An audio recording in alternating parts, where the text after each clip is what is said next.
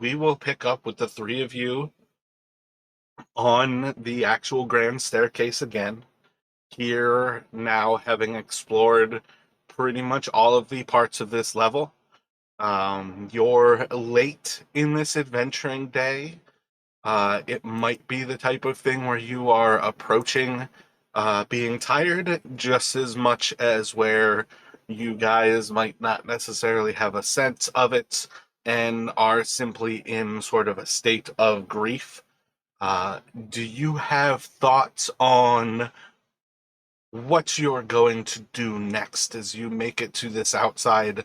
Presumably, you can go through the rest of Jarek's gear, which would mean also, Justin, if you would like to transfer anything that he has, right now it's a little early, but if there's anything that you wanted to keep from Jarek, for instance, like his medical kits, um, anything that's convenient, little mundane items, things like the actual staff of Mao, I would say, just kind of keep on your notes as it's now in the possession of Zeros.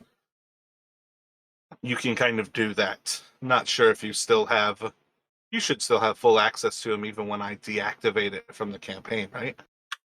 Yeah, because he's still on my characters list, so I can still see like his equipment and stuff. I'll probably it's mostly just like little maybe mundane things. I can like go through it at some point, maybe on the break, Yep. and just see.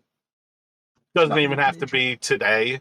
Basically, just in the next little bit of time, uh, before you like fully forget that Jarek's equipment is there.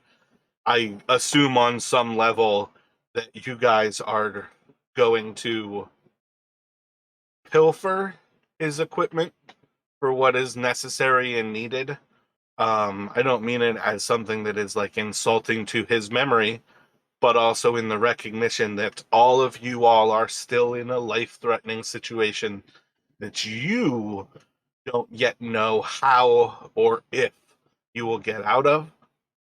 That those materials that are there might be the difference between your survival and your death, that you need to keep them. And at some point, that's probably where Zeros is going through and would touch the staff, and he would then be inundated with the spirit of Mao. So, in a pretty similar way now, not that you won't forget in the future, Zeros has the ability to turn invisible as an action, and Zeros has the staff of the constrictor, which he can, as a bonus action, throw down the staff and basically create a constrictor snake to essentially bind up any of your enemies. Those two things, I know you kind of forgot about them, and we kind of discussed it regularly almost like, but as you have the time over time, they're very useful, even in hindsight, like to a fighter as well, because throwing down that snake on like the first turn of a combat, being able to restrain something that you're about to attack with your swords is giving yourself advantage. So keep that in mind, that technically Zeros has that staff of the constrictor as well as the ability to turn invisible. Did I post Wango to where you know what Quinn has right now?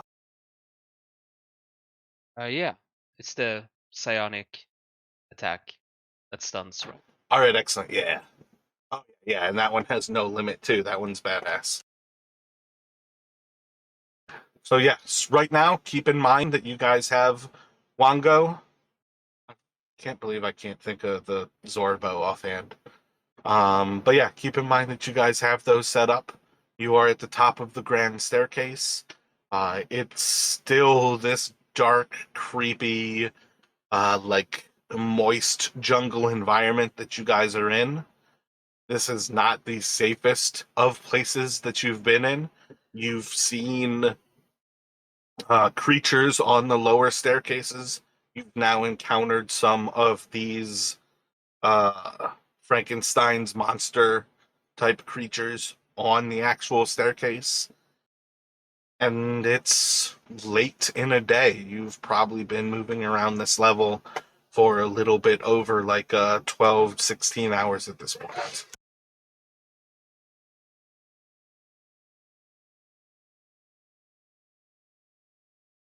Yeah, so Zeros is kind of going through this stuff, and he would maybe mention something about. I'm sure he would have wanted us to use what we could, uh, but should put some distance.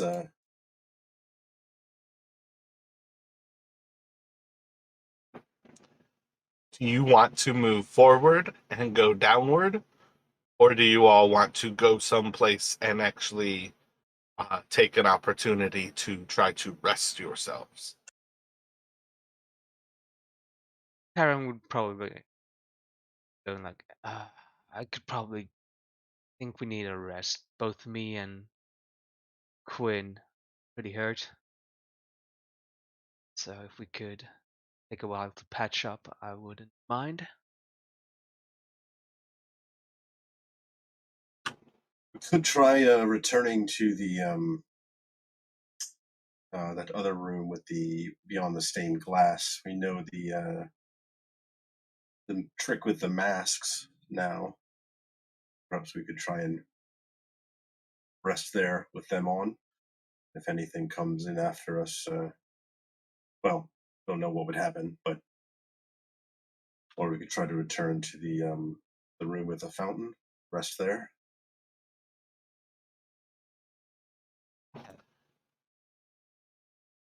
Go ahead. I just gonna say, yeah, that seems like a good idea. I'm probably gonna stay out of the water this time if go with the fountain. So if you guys go to the room where you've uncovered the kind of trick of the masks, you do kind of know there's two secret tunnels that lead to that area. If you go back towards the fountain, on some level, you guys know that there's one entrance there. You guys are welcome to make a decision, but just let me know which one you would like to go for here. Do you want to make your way back towards the sarcophagus of the Zorbo, or do you want to go towards the fountain? I give a vote for the fountain. I feel like that's the safest bet with the one entrance. Easier to keep a watch on. Yeah, that sounds good to Zeros. So it's a pretty similar system where you guys vaguely understand, like if you strip yourself of your metallic items and put them into backpacks, you can basically walk through the room without a problem, and then like bring the backpacks behind you with ropes to kind of like pull them around almost like a boulder. Because again, you essentially already know it's metal to metal contact with that shield of the statue, and everything else is just like magnetized to the statue. If it doesn't actually contact metal to metal, it's not going to rust. So, for what it is worth, you guys can move into that room. Let me just have each of you roll a d20.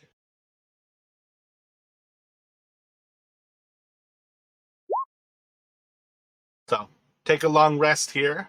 We'll kind of just move through this night. You guys might hear little bits of like scratching and signs of movement around you in the evening, but nothing ever that actually comes into your area. I think you guys kind of picked up last time when you do start to hear stuff to kind of hide your light so you're not really like advertising that you're here. Does anybody at any point drink from the fountain? Not Terran this time. He keeps away from it. Zeros does not either.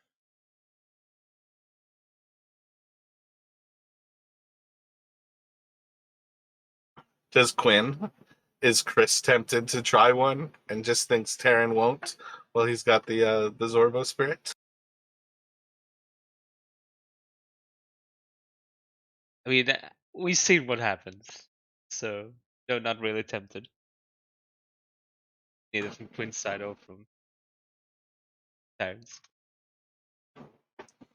So when you all are good to go, you can make your egress in a similar fashion, basically stripping yourself of your metal objects, bagging them so they are all protected, making your way out of this area, dragging the bags behind you away from this like reverse gravity that seems to magnetize things towards that statue.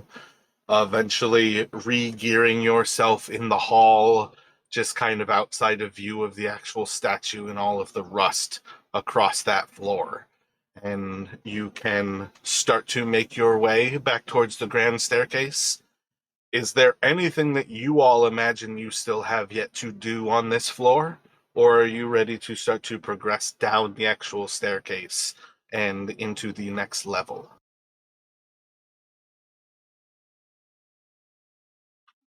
I think the only way now is down. Yeah, I think so too. I think I have this blacked out, so I think right now you guys can't see anything. If you Yep. can, and you're really far zoomed out, it would be center. Yeah, I can see on my bot that there is no view.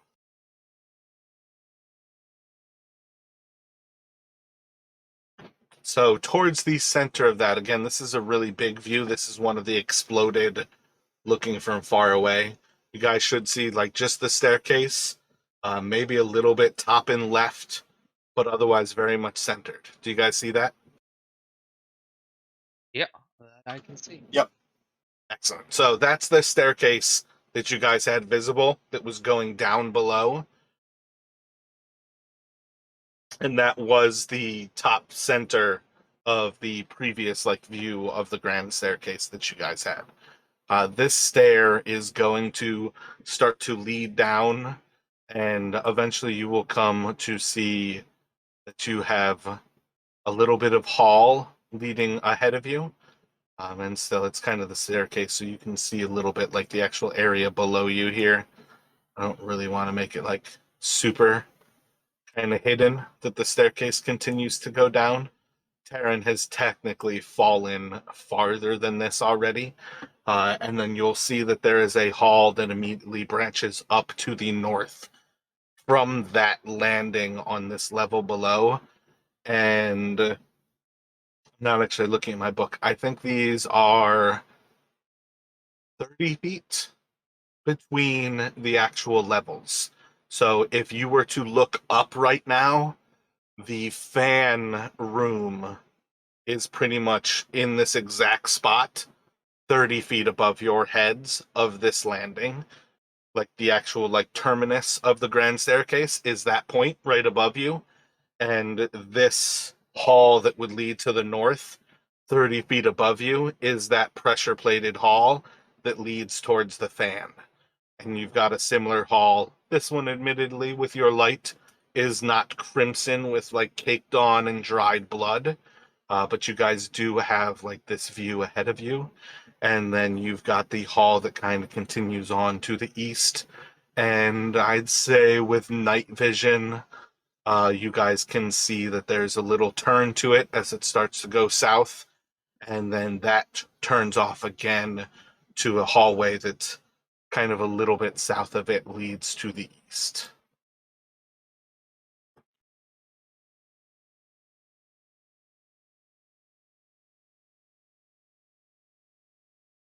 So Zeros is going to, one of the items that Jarek had left behind was a bullseye lantern, so he's going to uh, use some oil and light that up to use that for some be able to see a little bit better. Gotcha. So the bullseye, I think, is like 60 feet. So I think with the bullseye, you would be able to kind of like spinning around this area, illuminate most of the actual grand staircase here. You would be able to illuminate the levels below you, essentially kind of showing that the next stair down is kind of 3 turns away. It's a little bit southwest of where you all are. I think you could almost see the actual bottom of the grand staircase.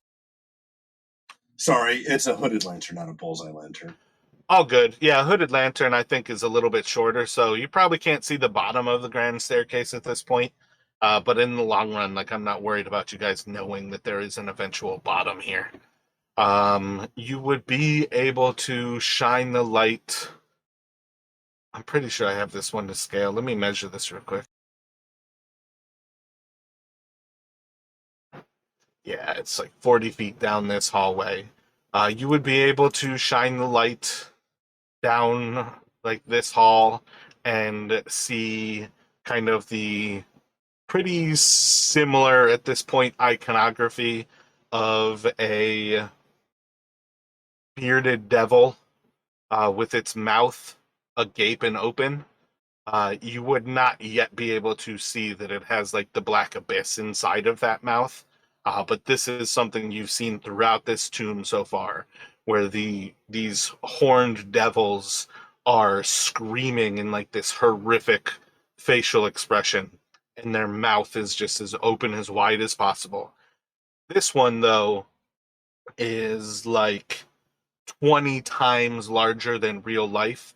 You can see that this thing is like if a demon were stuck into the ground and almost being like hung by its neck. This is like the skull and above is just looking up out of the earth. So, say like the nose is like 5 feet off of the ground, like the actual beard is almost at the level of the ground, and you can just see this like green, maybe kind of looks like patinaed, like copper, but basically you can see this green jade or like cop. I feel like copper is resistant. I feel like it's the alloy that makes it. But regardless, like you can't tell whether it's like stone like jade or whether it's like a metal like the Statue of Liberty kind of thing.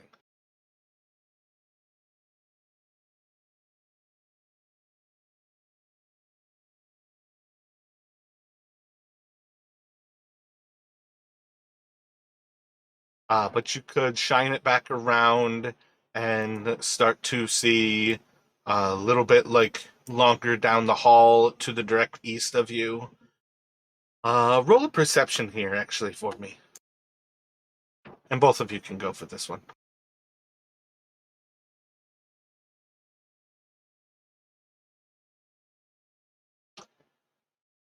I'd say you can spot a little bit of a door almost directly to the south of you, and you can see movement at that door.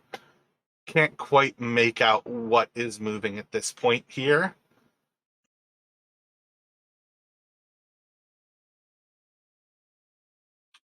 So Zeros is going to kind of like tapping Taryn on the shoulder and Quinn and kind of like just doing like a kind of shushing motion. Suggests they try to kind of move over quietly towards that door to see what's moving. Probably nothing good.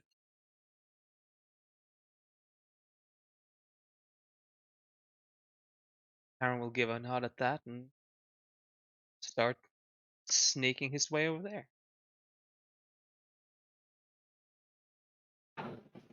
So you're still in a position where you guys are not unaware that there are traps here to kill you at a regular basis. Taryn did kind of get a little bit more lazy on feeling things out with like the 10-foot pole. Have you kind of returned to that since Jarek passed away, or are you still kind of like right now you're focused on I want to be quiet more than I'm worried about I don't want to trip a trap? No, he's probably more on edge for traps, seeing what happened to Yarek, so he's more focused on finding traps than he is being sneaky. Gotcha. Are we doing Taryn, Zeros, Quinn? Taryn, Quinn, Zeros? What are you thinking about marching order?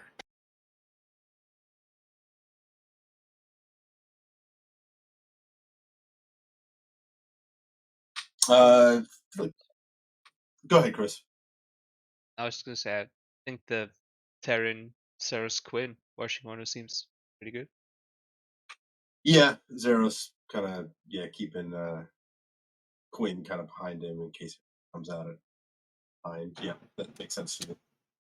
And if Zeros is still holding the lantern, Terran is moving slowly because he is feeling out all of these actual like stepping stones, because everything is smaller, like 2 or so foot little squares of similar but different stone materials in this place. Is Zeros kind of keeping the hooded lantern like shut up, like just broadcasting enough light in front of Terran, or are you still trying to like see around you while you all are moving? Or is like whatever's moving at that doorway, does that have you spooked enough that again you're kind of just trying to show just enough light for Terran? Yeah, so I think he would have had it like the unhooded as they were coming down the stairs. Once he kind of became cognizant of the movement, is when he would have maybe hooded it so that he's just kind of trying to shine like a light, like a little bit ahead or in front of Taryn. Gotcha. So while you all are moving down here, you're not necessarily going to see more down that hallway that leads to the east of you. You can slowly make your way across and down like this north to south little hall, where you will come upon another of these placards that, um, again, on the top level, when you first walked into the uh, the grand staircase, you would have seen the first warning of Esserak, which would have been very similar to the warning that was on the outside on the actual onyx, or like the black stone, like pillar that was kind of just like overgrown with vines. So you would have seen like a copy of that pretty similar one. You were going to walk past a brass placard while you were going about halfway along the north to south positioning here. And it's just basically, I was really poorly like drawn, but do you guys see where I kind of marked that up? Do you want to take a moment to shine some light on that and read it? So what language did you think? 'Cause if I recall, Jarek was the only one who could translate the old Amalan of who was left of the group.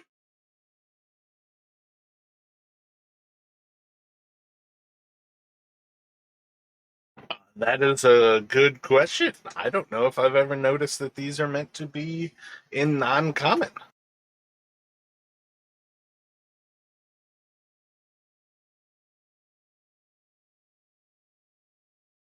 Or maybe I'm just thinking of maybe it was just the stuff outside the temples that was old Amalan.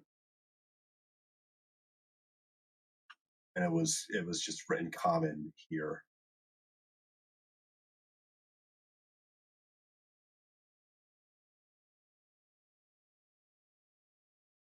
But definitely would want to be taking a look and trying to decipher it if we can.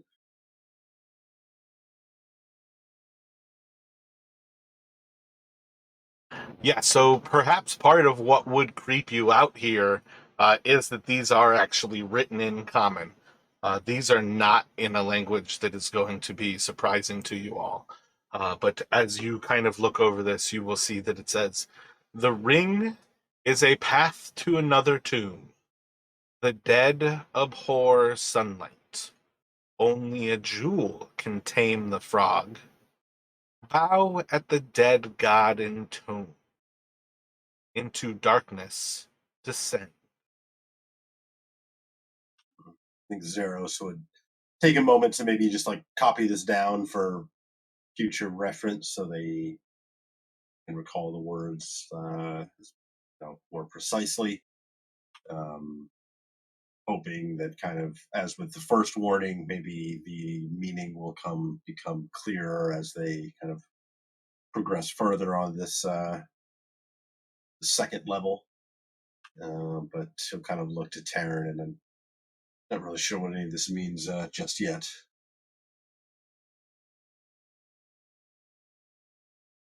Yeah, now we'll probably figure it out as we get into more traps and tombs, as we did level above us.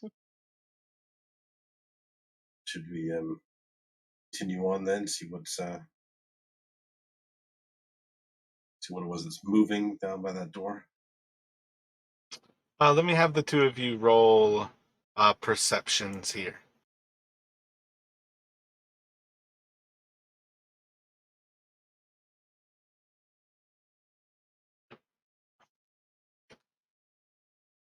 I feel like we've actually discussed this, and I'm constantly going to fall back to this because I always forget to check ahead of time. Do you have dark vision, Chris? No, I shouldn't have. All right. I absolutely hate that the two different midget species are different than each other. As far as I'm concerned, they should be the same thing. So I always think that they both have dark vision. But you are a halfling. Halflings do not. So yeah, I don't know why I was describing dark vision anyways. But at this point, you can kind of make out at least a little bit of the sound of what is happening here. And you're hearing as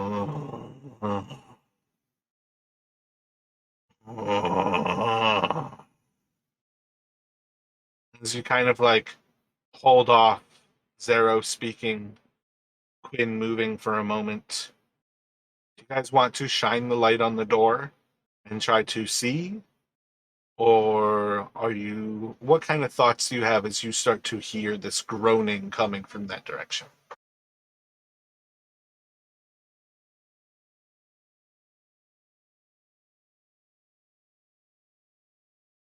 Certainly sounds like the dead to me.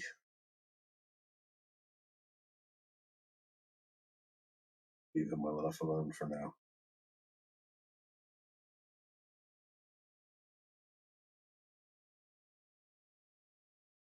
Well, we had some sunlight. Maybe we could something about that. Sure how we get sunlight down here though.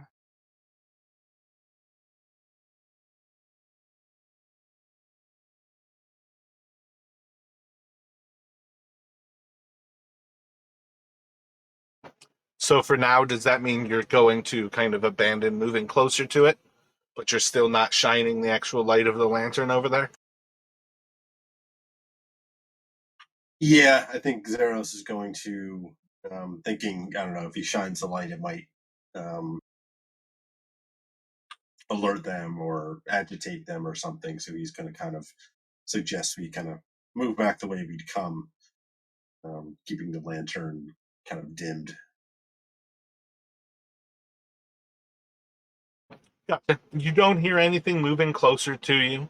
You guys can hear still some of these groans from that area. You can still see like faint signs of the movement in kind of like the subtle light that just is kind of like the super dim light of this area. Can't make out much more about it, but you have those two other halls effectively now to the north of you to explore before you would need to go deeper into the grand staircase right now.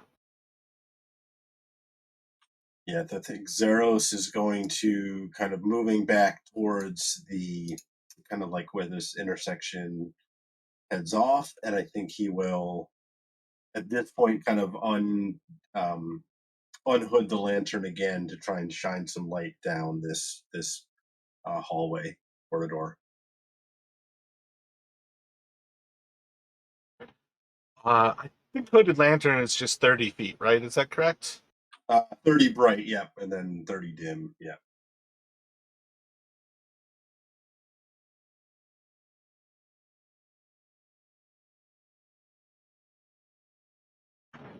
So, looking down this corridor, you can spot. My bad, had to cough.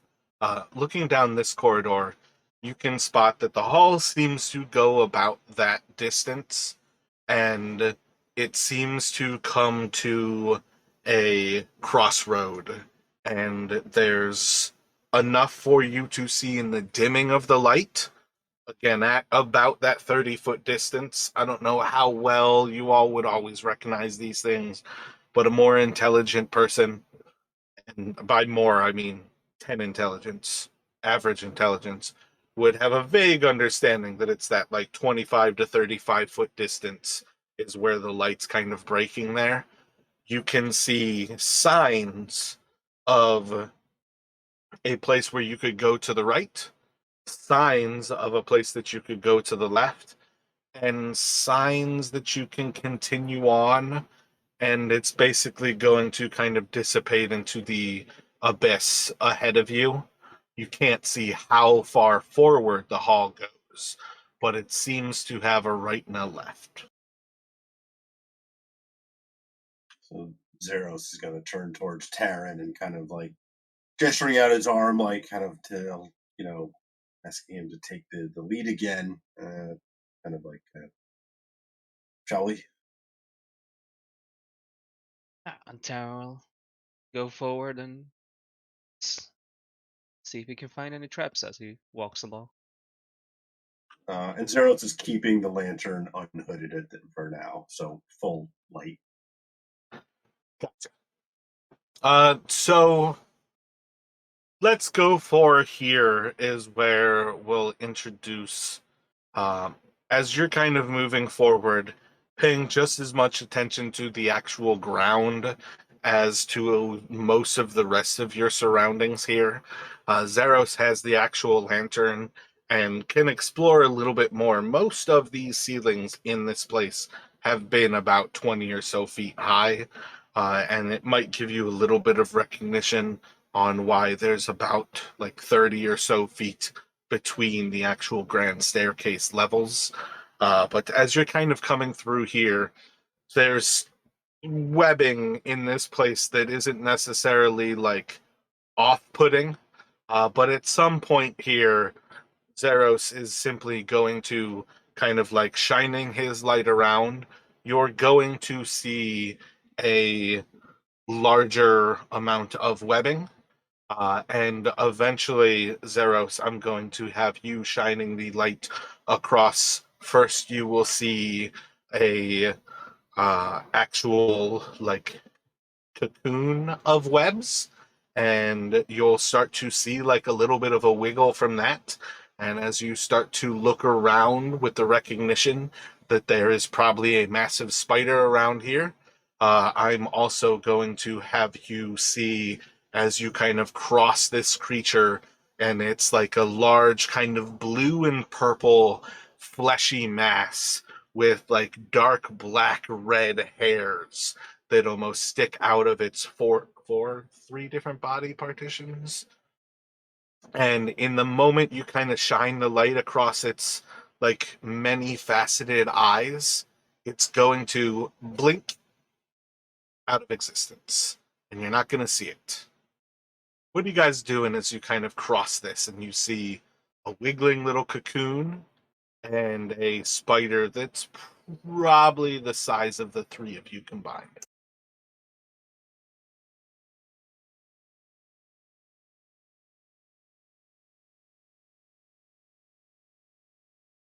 But we have heard of anything like this creature, like this sort of spider before. Make a could do history, or well, I guess for Zeros it doesn't really matter. But for Terran at least, you could make a history or a nature check. But with Zeros, just roll me a d20. Let me see.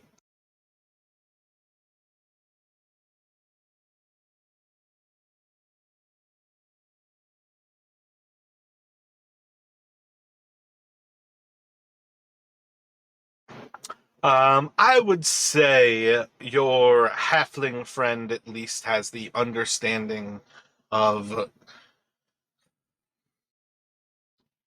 I almost want to say with kind of a recognition of Lolth, and sort of the dark elf slash spider queen.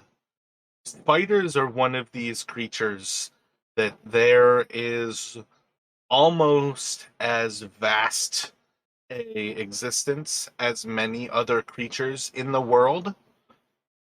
That there's like, for as many humanoids as there are spiders in a very similar way.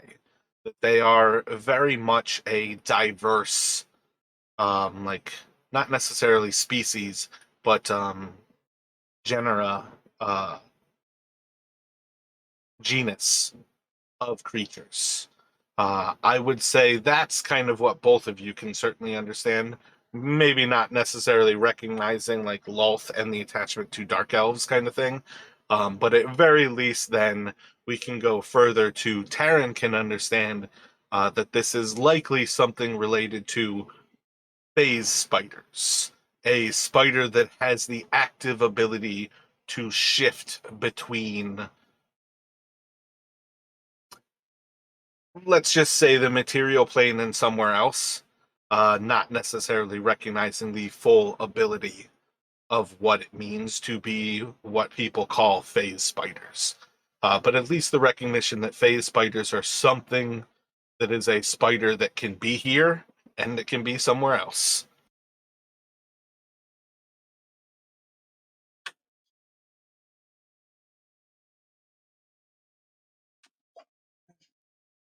Keep your eyes peeled. At wiggling looks like they could be alive in there. Sarah's going to kind of pull out a dagger, and you said the cocoon is on the ceiling. Yeah, I'd say like have it like hanging from above you. Say it's maybe 10 feet above head. Like Zeros could probably do something to help it. I would say Terran is probably your best bet. But again, this is me introducing Keranos with you actively saying something out loud. I think it would be perfectly fine for you to have this first moment of Keranos being conscious and also conscious that somebody is speaking around him. This is probably where you're going to have this first moment of kind of calling out to these people to save you. Oh, also, how do you want to say that? Does Carano sound right to you? Looks Greek to me, and that's how I would say that. Yeah, I was thinking like Kyranos. Yeah. All right, cool. Yeah. So you'll hear a voice, maybe coming kind of muffled through the webbing, but he calls out a couple kind of like unfamiliar names, uh, like, is that you? Like, and then followed by a name and then another name. Can you get me out of here? Kind of difficult to make out too much about what he sounds like through the webbing, but definitely sounds like a person. And you'll see the wriggling kind of increase.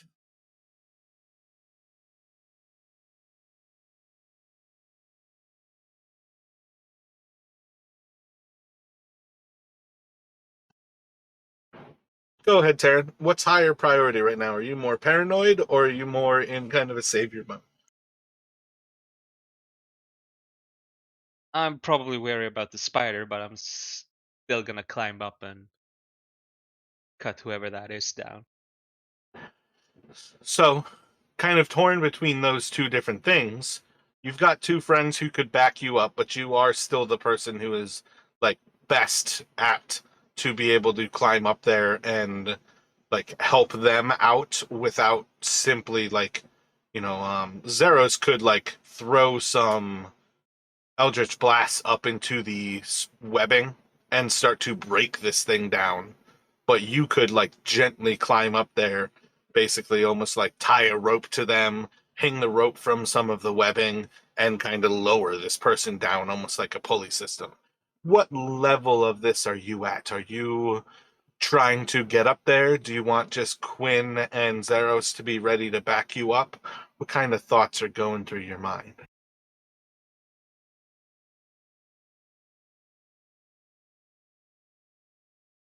Yeah, as a sniper, he's gonna call out both to Cyrus and Quincy. Just keep an eye out for if the spider pops in again. So let me just get a d20 from each of you for your sidekicks.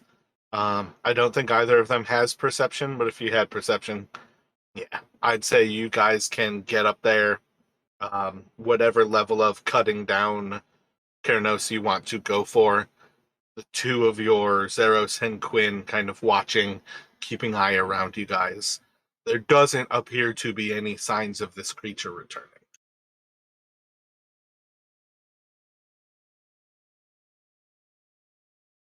And I'd say you're kind of looking at this like roughly about this halfway point in the hall, kind of here. Gotcha. Yeah. So you So could as potentially, go ahead. Sorry.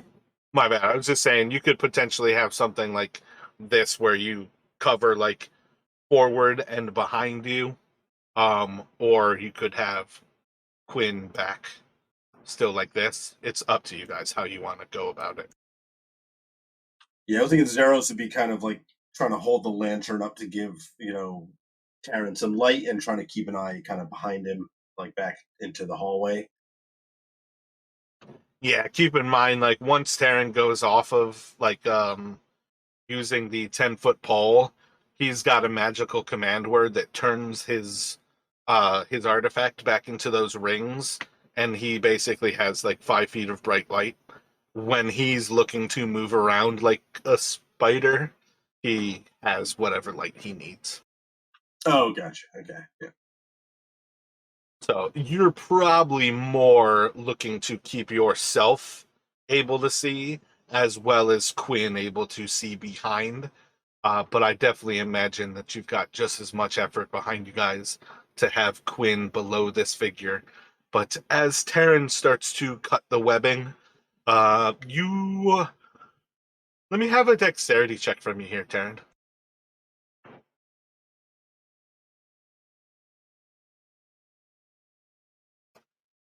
Most of the time, you're pretty good about actually touching the actual webbing, that you're not getting like issues with kind of sticking to this stuff. But you do notice that, like, as you're kind of cutting away the webbing, your knife, your blades don't stick to it in the same way as like everything else that you have. The actual property, the sharpness is simply like butter, like a hot knife through butter, that you can just kind of cut this away. Um, as well, that karambits are actually kind of really well situated as kind of like ER level, like triage level of cutting away like things close to a body, because you're kind of just putting in this little bit of like the needle tip with the outer edge that isn't really sharp to the body of Keranos, and you can just slide it down and you're almost like unzipping this webbing around. But as you are basically released from the webbing, can you describe the look of Keranos to the others? Albeit at first you're probably a little bit more like emaciated, perhaps a little bit more like pale than you would normally be. But give us kind of a rough like what you look like and what kind of equipment and clothing they would immediately see upon your personage, please. Yeah. So as kind of like Taryn's kind of cutting it away, probably like maybe see like the base first. Looks to be human. Maybe a bit older. Maybe like in his a bit older, maybe like middle aged. Um, he's got hair that seems like almost white, very very very light blonde, kind of like uh, hazel eyes, and his clothes seem like average traveling clothes, very much the kind of the worst for wear. And as he's kind of like let down, he kind of like drops to like one knee. Um, he's got like a pack on his back, He's kind of like trying to brush away some of these strands, kind of looking around a little bit wildly, like he has, doesn't know where he kind of is at the moment. Um, Did you just try to casually superhero land? More almost like collapsing than like doing it. Okay, gotcha. You would definitely very much notice, like, trying to brush away the strands that are attached to you. This is very much one of those moments where you're going to be like if you ever get gum in your hair kind of situation. Like, this is going to be with you for a long time kind of thing, where the webbings are, big chunks of it might pull away as it's still like stuck to and holding its tensile strength to the main strands, but the bits that break up off on you, you're not in a position to like remove them right away. You might get some of it away where you get like big globs on your hands. You can like rub them against the wall, but it's almost like at some point you're going to find like a frustrated point where it's like, all right, I just have spider webs as part of my life now. Gotcha. Yeah. So he'll kind of give up. But anyway, you'll see like, the clothes are pretty tattered. He is wearing what looks like studded leather armor, similarly kind of with it's like strands of spider web over it. You'll see kind of a brace of daggers attached to the leather armor. Um, he's got um, what looks like kind of like almost like bifocals, but not like over his eyes at the moment. Almost kind of like up above his head, kind of a little odd looking. Um, he's got the pack on his back. He's got a number of things like attached to the outside of it, and then he's got a couple different like pouches and things um, at his belt. I don't remember. Did we discuss? Do you have an instrument on you? Yes, so he has. You'll see a kind of sticking out, maybe of like the top of his pack, a flute.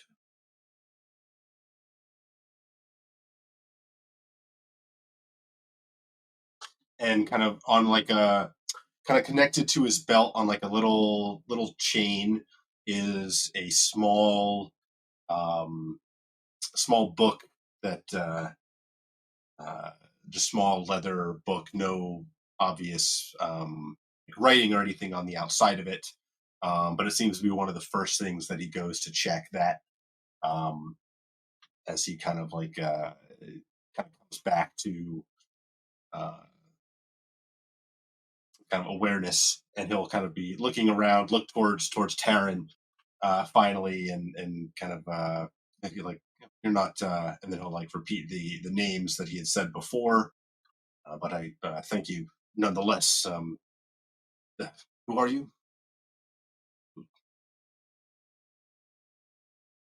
That Taryn will. Well, hello there. The name's Taryn. Introduce the others as well. Yes, that's Sarah's, and over there you have Quinn. Yes, Kyranos. Uh, thank you. Again, I sorry, I my memory seems to be a little fuzzy at the moment, which is quite unusual for me. But yeah, thank you for getting me out of there. Yeah, I imagine you don't want to end up as Spider's breakfast, lunch, or dinner.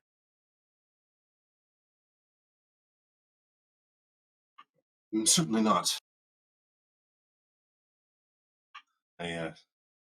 He's going to kind of look up towards the ceiling again and kind of look around, and maybe as like a little bit, kind of like little bits and pieces of kind of like what might have happened to him start to come back. He's going to say, but afraid perhaps my the companions were not quite so fortunate.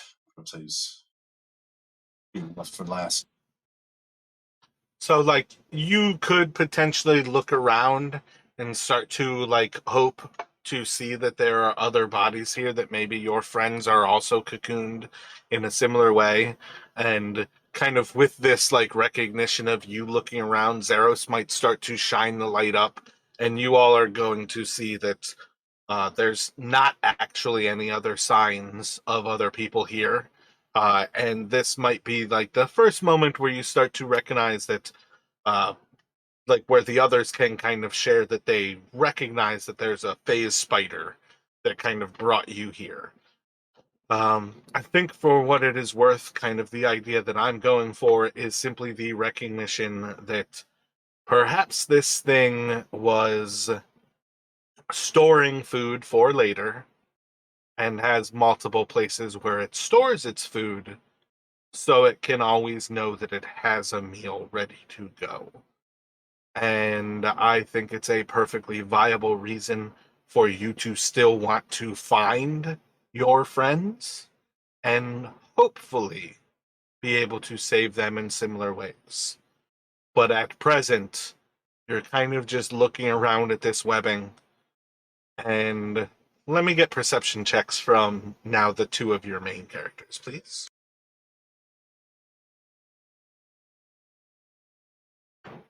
Yeah, I would say for now, you can kind of recognize that while they're still webbing around you, this area doesn't have any more humanoid uh, objects of interest. You could probably spend some time going through the webs if you all would like to. You are more than welcome to. But the chances of finding anything of interest are greatly diminished on just this first kind of viewing, and sort of a recognition that this might just be one. I'm thinking of like how a squirrel stores like food for winter kind of thing.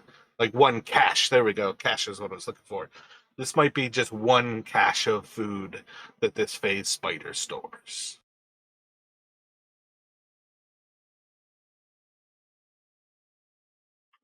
Gotcha. Yeah, so he'll kind of look a little bit disappointed as he doesn't see any like sign. Well, disappointed, but also relieved, kind of a combination of the two, and he doesn't see any immediate signs of any of his companions. But Kiernos will look to them, and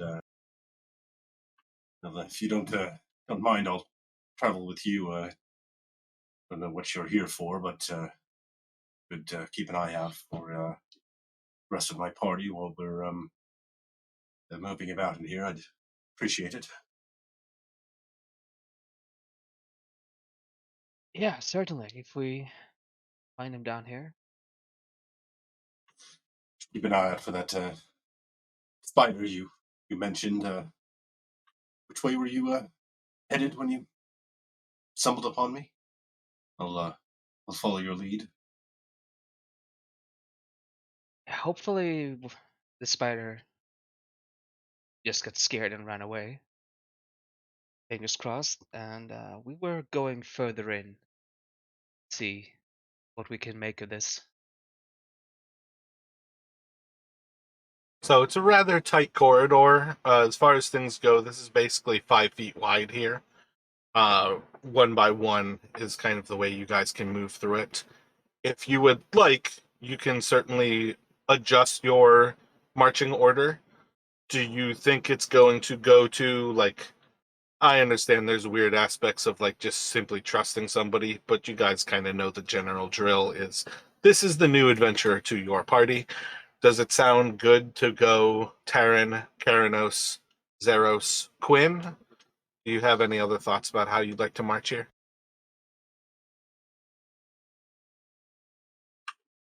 That sounds good to me.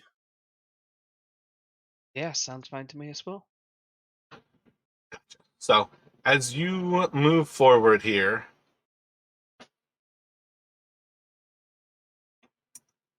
um, this is a weird aspect of this map. Yeah, as you move forward here, you're going to see signs of this hall ending in a opening to a kind of like ballroom like floor of almost like jade and white patterning, whereas like what you guys are in are like very kind of earthy brownish, almost like rusted kind of tones. This is very much like a clean white and kind of jade room ahead of you, and you can see light within it shining down onto a sarcophagus.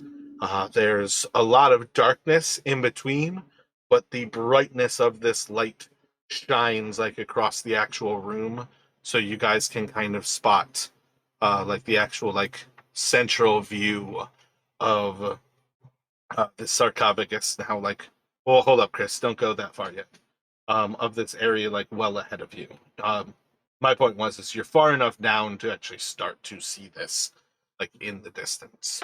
When you guys get to this actual corridor where you see the turn to the right and to the left, you're going to see that to the right, the hall starts to slowly start to kind of like lift up and kind of move upward in a slant or like in a hill like I'm trying to think of the actual word. I think a slant kind of works. It's not level and it's also not a stair, but it kind of like starts to pick up to the right and the same to the left. It starts to kind of like pick up, and you can kind of see as this hall kind of like moves up and to the right, up and to the left, and when you look to the direction of the left, you can see on this slant, it would be kind of like above Terran's head and about like head height of everybody else who's kind of like walking by or looking at it. You can see the body of, I want to say it's a wizard. Seems to be a robed individual with a staff. Let me actually look real quick to confirm before I surely say that. But think about what your first kind of impressions are as you guys see like the skeletal corpse of somebody who's fallen about 15-20 feet to your left when you come to this T. Karen's first reaction is gonna be to point it out to Kieran and some go like, that doesn't happen to be someone you know. Doesn't look like one of the ones I came here with, but Let me actually get perceptions from each of you.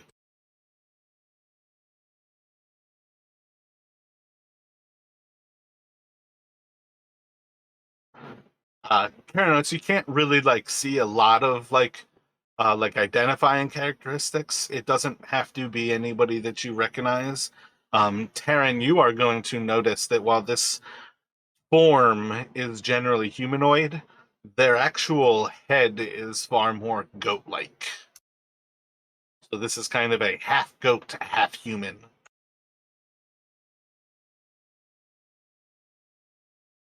You don't happen to And know then, any my bad. half goats. Oh, sorry. I think you could as well pick up that the staff that this person is holding is kind of like a bronzed. Ooh, I think bronze was the word that I was looking for, that patinas into the green. But like is a bronzed staff with a goat head as well.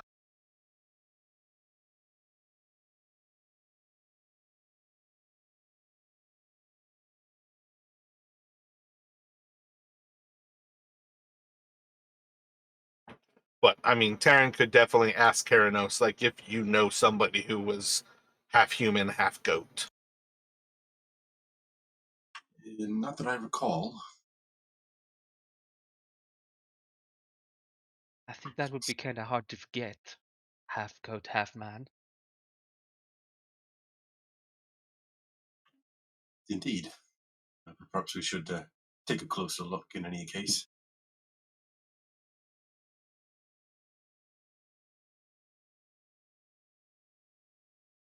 So we kind of just keeping with like, is everybody just starting to move over and towards this person?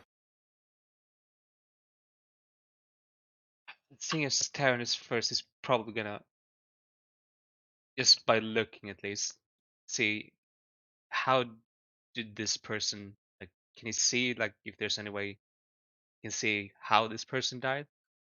Like any major physical wounds that I can see from a distance? Roll a, was it medicine? I wanted to say health, but roll a medicine check, but this will be a disadvantage.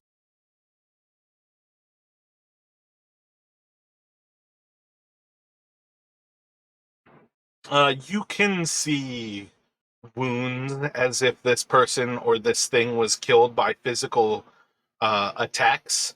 You can't quite make out whether this is somebody who was.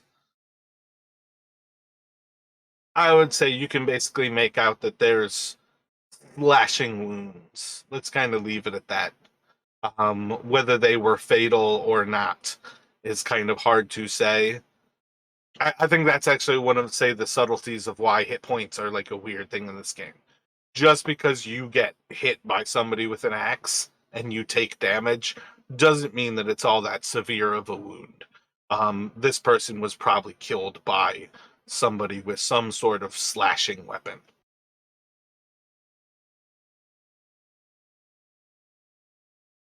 And with that, I'd probably try to get to the body while still looking for traps. Gotcha. So, as you move forward slowly, everybody else, probably more so Quinn than the next of you, is going to notice that while you walk around, Taryn is always standing up, but his head moves a little bit further away, or a little bit slowly. His feet move further away faster than his head is moving away. As Taryn gets closer to this body, to somebody like Quinn, who is still standing in the actual intersection of these halls, Taryn is almost leaned backward with his shoulders well beyond his feet that are maybe 2 or 3 feet in front of his head. Gravity in this hallway is not the same. Taryn feels like he is walking on a flat surface, but the slant of these halls, or at least this hall to the left, as it slants up, is going to give him this kind of feeling that he's still walking on flat ground, and Quinn can see that he's now kind of leaned back like 45, 50 degrees almost, walking up what is becoming more and more apparently a kind of circular room.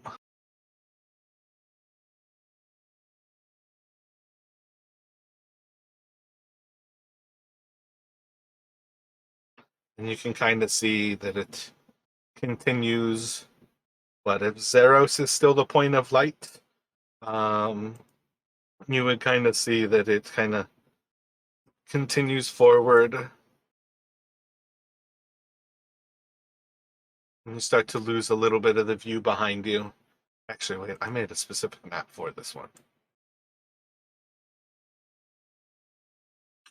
So Kira knows is actually going to he's going to reach into a pouch, pull out a what looks like a kind of a pretty smooth, rounded stone, kind of mutter a few words and tap it, and he's going to cast light on one of his essentially one of his sling bullets and use that as a light source, an additional light source.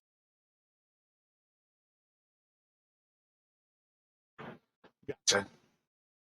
Yeah, so this is, again, I feel like part of the problem that I didn't like about the original map is that it's kind of drawn to be really, really huge, like north to south, versus like, yeah, I switched you over to it.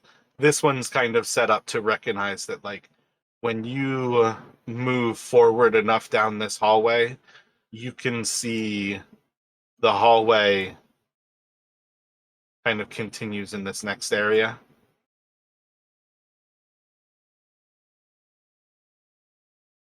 As far as it goes in the hall itself, it still looks like a corridor that's extending up away from you.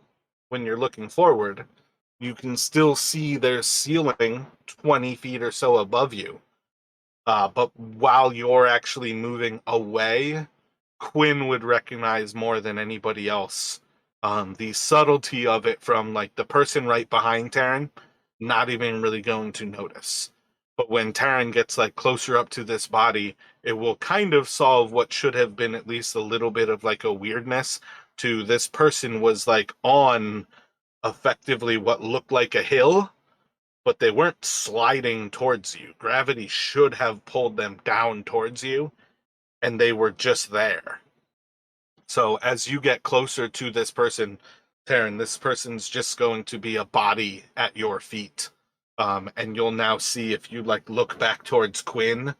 Quinn is again kind of a similar experience of her head is closer to you than her feet are because this slants like up and away from you. You're now looking down at her, but your feet, it's really hard to say this unless you've actually like ridden in like a centrifuge kind of thing to kind of recognize that there's not like a spinning motion happening here. Your ears kind of sense spinning, but you're basically standing inside of a centrifuge right now. And I guess Tara will be looking around, kind of confused at first. Like, just why? How?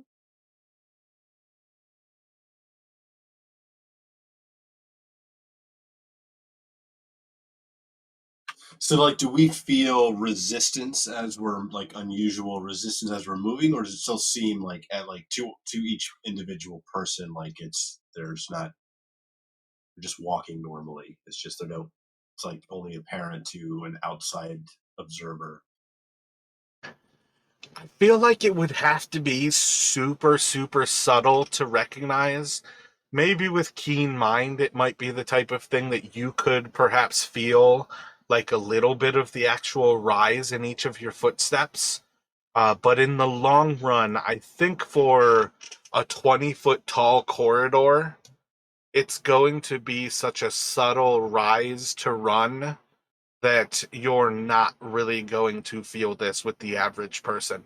That it's not until you actually have the distance between 2 points, like Zeros to Quinn, or Zeros or Quinn to Terran, that you would actually notice it.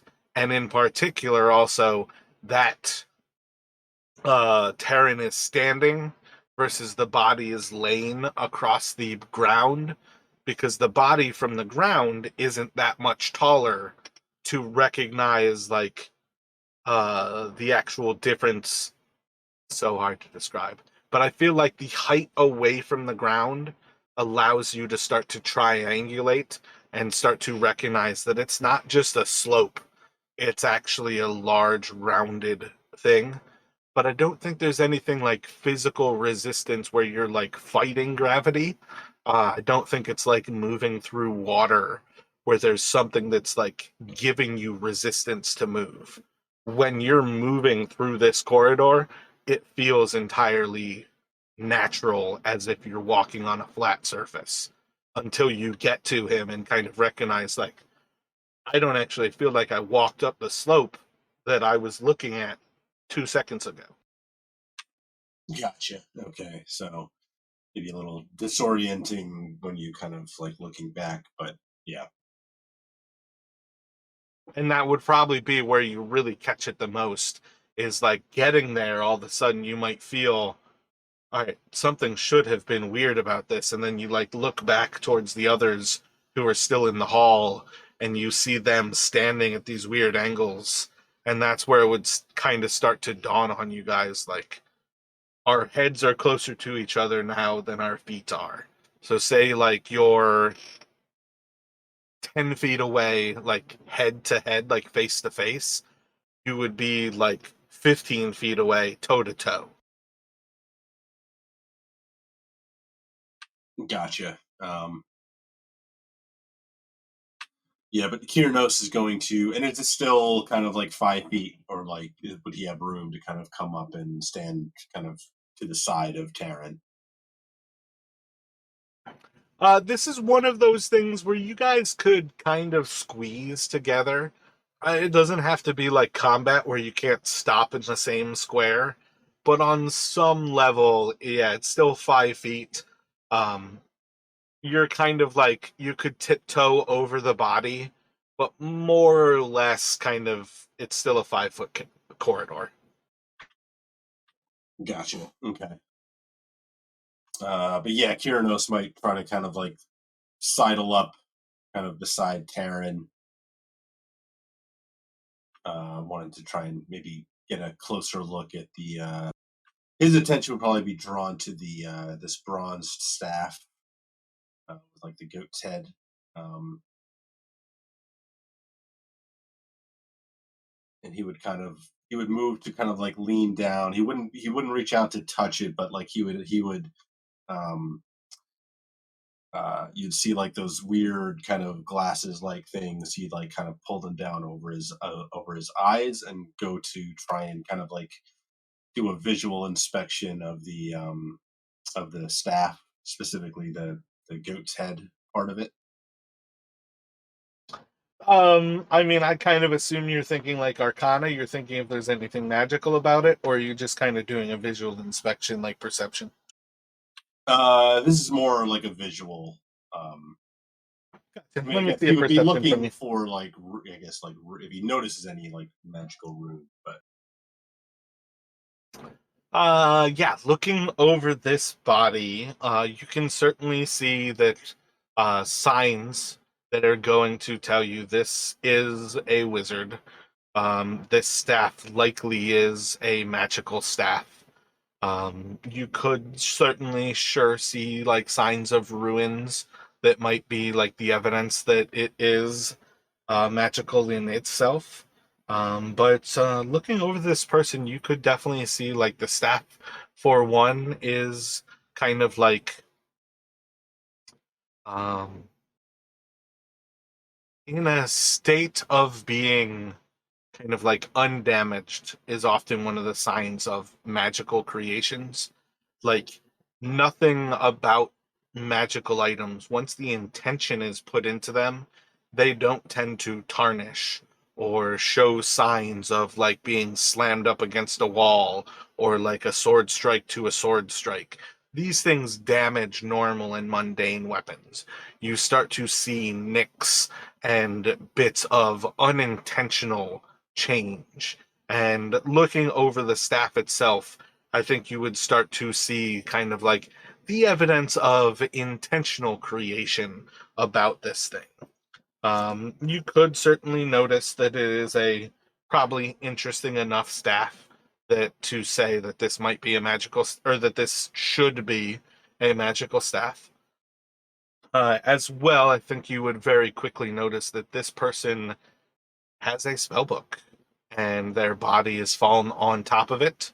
There's a little bit of blood stain across it, but it's probably a pretty interesting thing for you to at least gain a first understanding of who this person might be by what sort of magic they employ.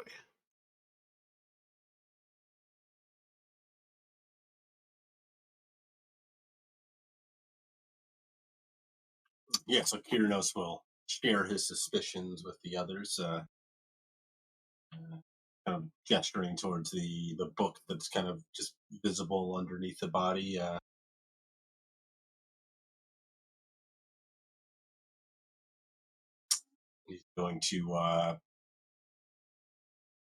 He's going to kind of like maybe like put a hand on Taryn's shoulder and just kind of like take a step backwards, um, and kind of like suggesting like Taryn just kind of like give a little space.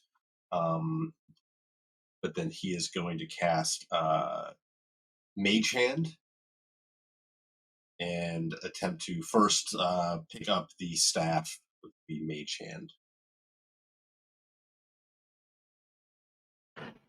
I don't see any reason why you would have difficulty pulling the staff, kind of like from the grip of this creature. It might feel a little bit weird to kind of hear like the almost like crackles of the bone as they no longer have like ligaments and kind of like soft material to kind of like stop what to me I would almost feel like it would be kind of like a chalky kind of like nails on a chalkboard sound of their movements. But like a little bit of movement, maybe some phalanges kind of actually like falling away as you pull the staff. But I think most staffs are like 3 to 6 pounds. I don't think the weight of the arm is going to add up to more than a mage hand could move. And after a little bit of movement, you would have this kind of like um I want to say copper, but I feel like I already said a different one. Bronze. This like bronze staff that has this bronze goat head. Yeah, so he would have the hand kind of bring it back towards him, and then um, maybe a little tentatively, but he would kind of like reach out and essentially take hold of the staff with his actual hand.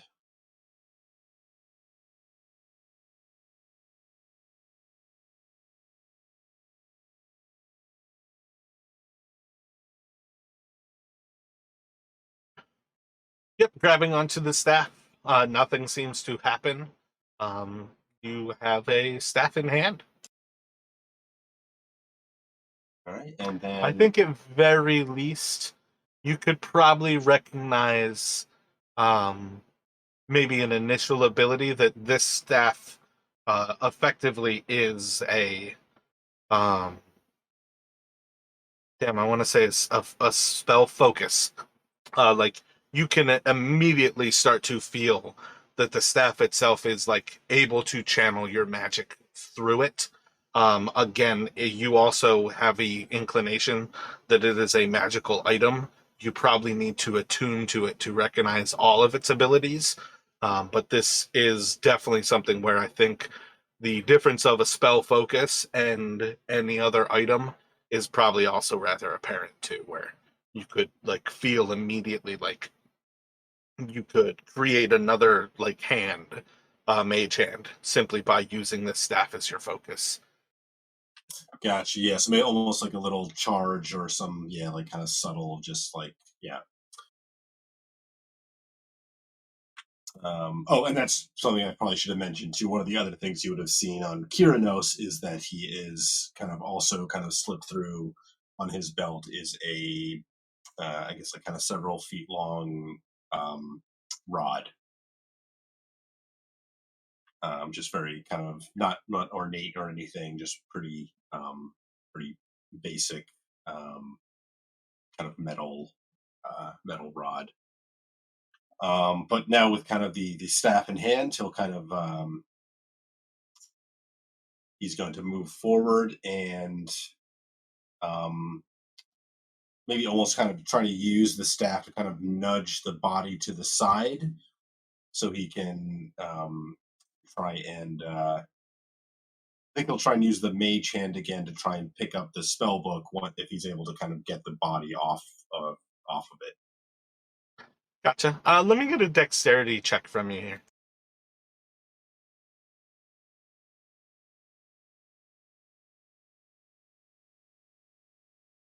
Yeah, with a little bit of effort with the mage hand, you can start to slide like the book out and put a little bit of effort to like nudge the body almost to the side here.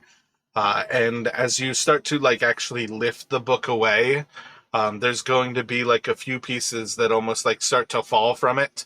But you can kind of like adjust your actual like grip with your magic and kind of grasp these last pages in a way. Um, Effectively, you will find that there's kind of like a little slip of a book inside of this larger, more ornate book.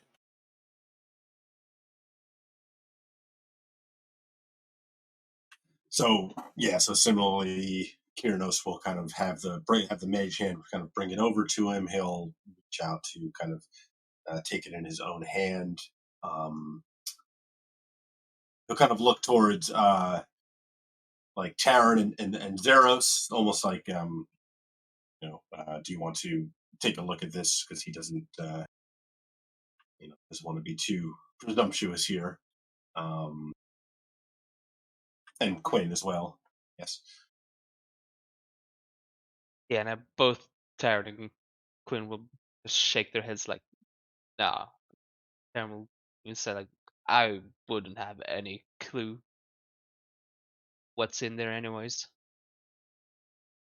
That's And from I a imagine. mage. Oh, sorry. I was it should be like, if that's from a mage, I wouldn't have any clue what's in that anyways. And so I Yeah, so this imagine. would my bad. Go ahead, Justin. Sorry, I was gonna say like so. I imagine like it would be pretty clear like just from like opening it and looking at it that it's a spell book and that like most wizards typically have like their own kind of personal shorthand, but it would be something he could decipher immediately. But it would be like it wouldn't be. I guess you would look to see like if there was actual like kind of decipherable writing in any of it immediately. So yeah, this is what I was kind of getting to. This would be a perfect time to kind of start to come to the recognition. As you all are still meeting, I'm gonna ask a little bit more like role played ignorance of each other. Once you have like your first short rest, you'll be able to shed a little bit of this. Once you have your first long rest, you'll be able to shed much more of these like purposeful ignorance, and get closer and closer to kind of like the presumption that you guys have known each other long enough to know everything. But this would be a solid time to kind of come to the recognition that Taryn and Quinn are not especially magical creatures. They're far more experts at what they do. You might come to recognize that Zeros is intrigued and controls magic, but is not necessarily a studious being. So you might wonder, like, on some level, is Zeros kind of like a sorceress origin, or kind of recognizing, has Zeros given up something to gain magical powers as a warlock?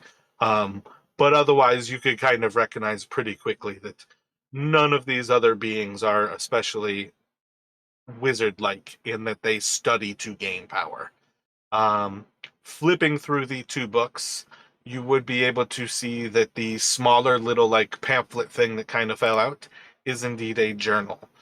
With a quick look over it, you guys could spot some signs that it chronicles at least a little bit of this person's venturing here.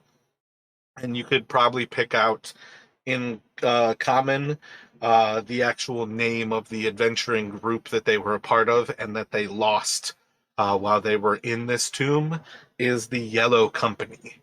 To gain full knowledge of this handout, you guys have to spend some time reading it to really go over it. But for now, that handout, Devlin's Journal, is what the little pamphlet was.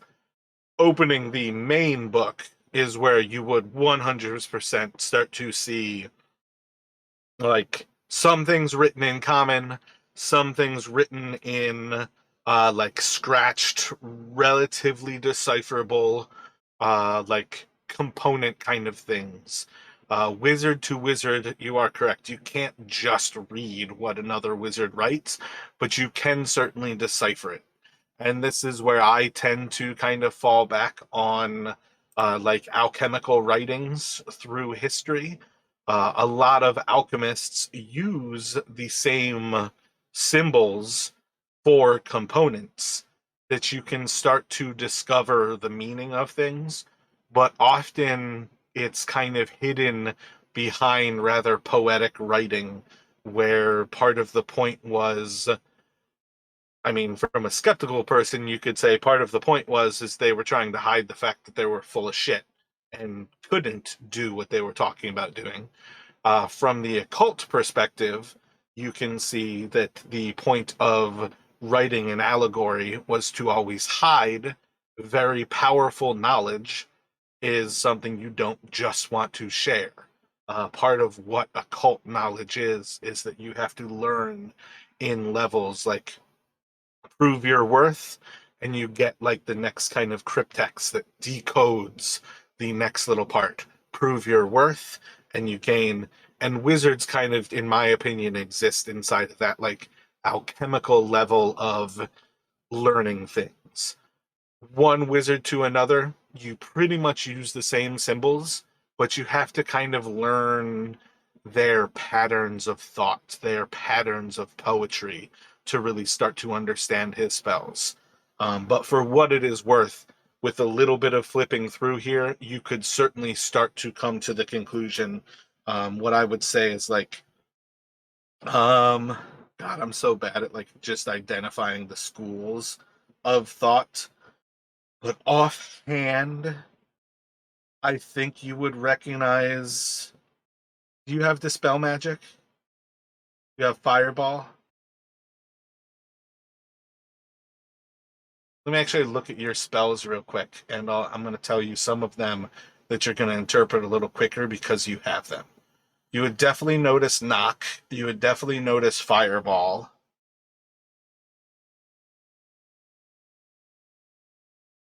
Alarm. I think those are probably pretty satisfactory for the ones that you initially spot and kind of recognize. Um, comprehend languages, detect magic.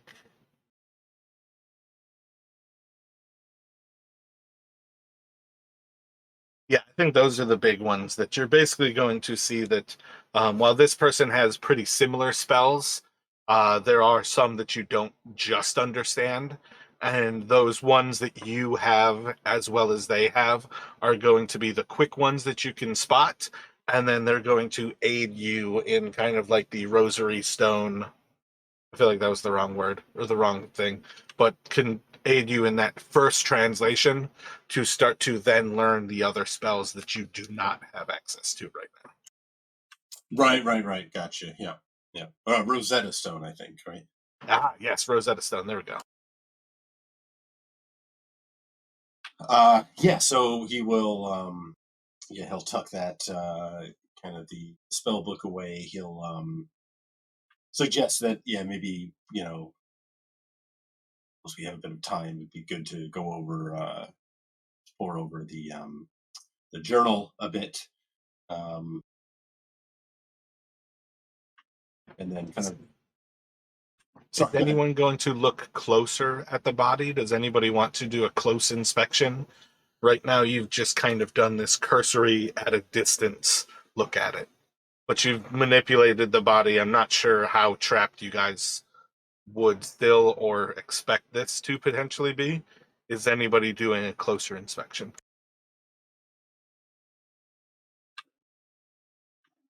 Yeah, I guess Kira knows after essentially being able to recover the staff and the spell book with no seeming issues would be um a little less apprehensive about actually kind of leaning down and maybe like rolling the body over and taking a closer look at it kind of up close. This could only get more given if you do a expertise in this in later times, but can you roll an investigation for me?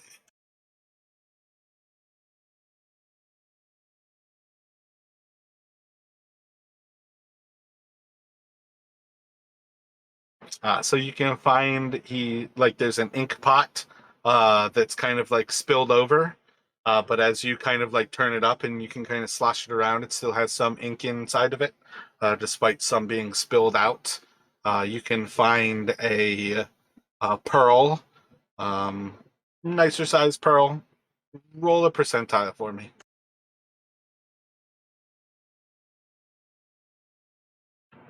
I could write down it's basically 150 gold pearl. And say you find like 15 gold, 20 silver, and like 6 copper pieces. Let me get a history check from the two of you. God, that's the same thing. I don't think you could fail that. Uh think you can recognize like the mint of some of these coins are certainly like a Mauen that they were found like locally here. Some of them are like from simply like Chult, like from Port Nine Zaro. But a good percentage of like the gold coins are from kind of a foreign place that you don't necessarily recognize at first. But you can come to the conclusion of our calcite. Or wait, calcite.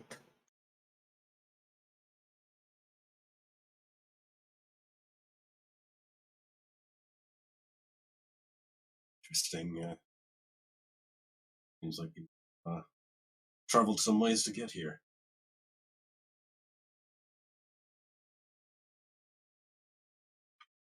But yeah, he would. Kyrinos will kind of he'll the pearl. He'll go ahead and kind of put in a pocket in a pouch, and the ink. He would see if he can like kind of like uh, anything to use as like almost like a stopper. Otherwise, he would probably leave it if it was just like an open ink pot. Um, Why are you inclined to leave it if there's not a stopper? I just because I like you wouldn't have anywhere to really put it, and you'd want to spill it.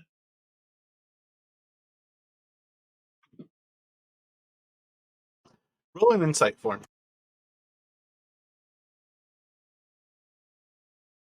Oh, yeah, yeah, okay, yeah. So I think Justin has figured out what this ink pot is. All right, yeah, you can definitely leave it behind. Yeah, Kirinos' head is still a little bit fuzzy, so yeah,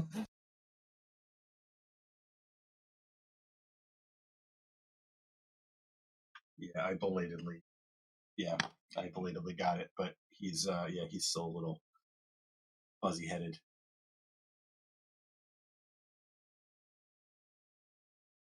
And then so kind of like standing up, maybe looking beyond the body off, the way they had been going.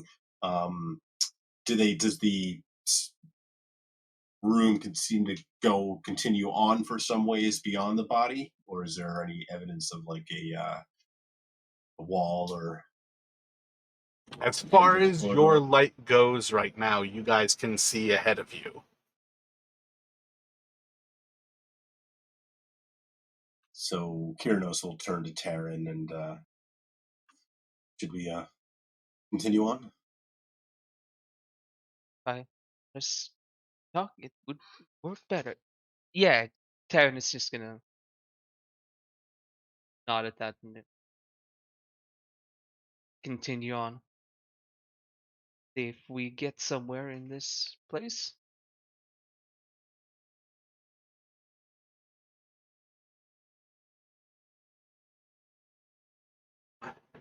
All right, so you all are basically continuing up like the north side of the map right now. Yep, at least Yeah. Taryn is. Still going with the whole party. Kirinos and Zeros are sticking with Taryn. Yeah, and Quinn is definitely keeping up from behind. Gotcha. So again, these are basically connected, like right there.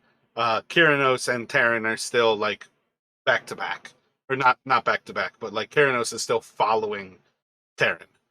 You're still walking on what feels to you like level ground. As you kind of keep kind of moving here, you guys can kind of still like look back and see the body behind you.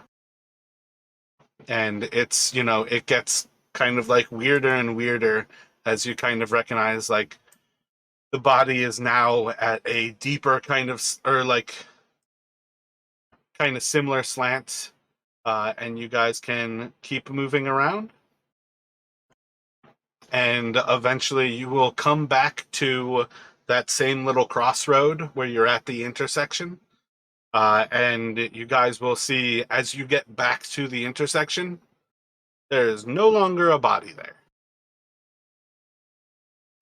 Where did that goat friend go?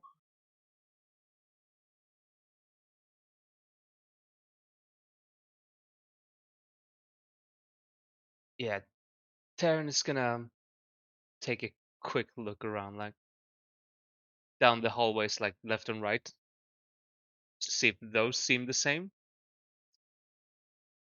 Looking down to the left, you see a pretty similar hallway, pretty similar kind of like webbing around it. Looking down to the right, you can see a pretty similar hallway leads into that same kind of like white and jade marbled like floor, and you can see the sarcophagus with the bright sunlight kind of shining down on it from above.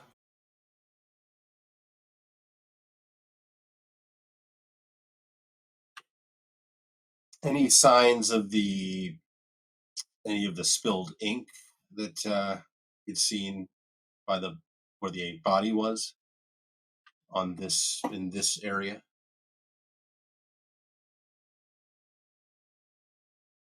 Moving back over to it, getting closer. Let me get a perception check from you.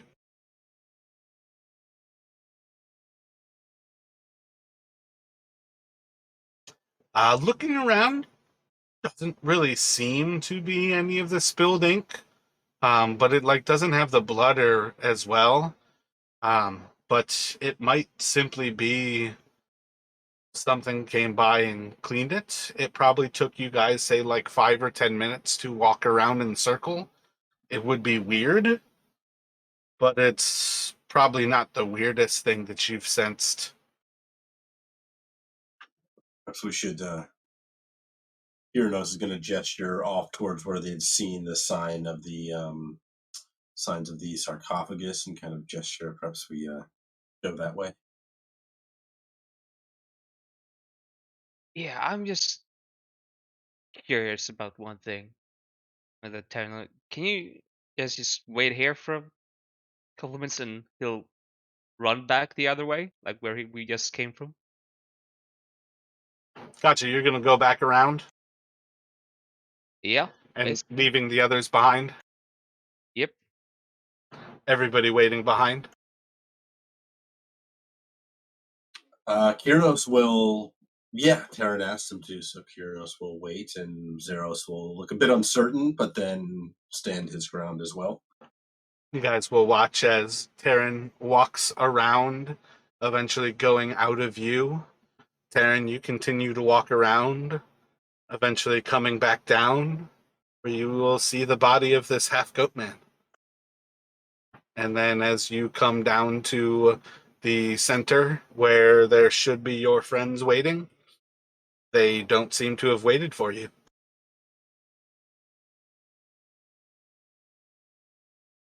Yeah, but I see the goat man, and I was like, this is really weird. And just run back the same way I came from again. Let me get a D. Let's go for a D10 from both of you, real quick.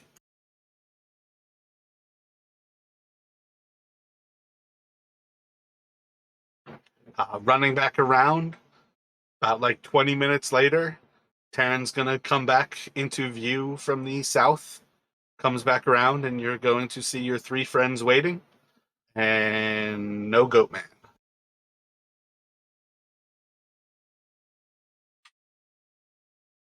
Mind if I ask where you ran off to, Terran? Yeah, I just ran back to our goat man friend. It's really weird because I ran back and I found the body again, but you guys weren't there.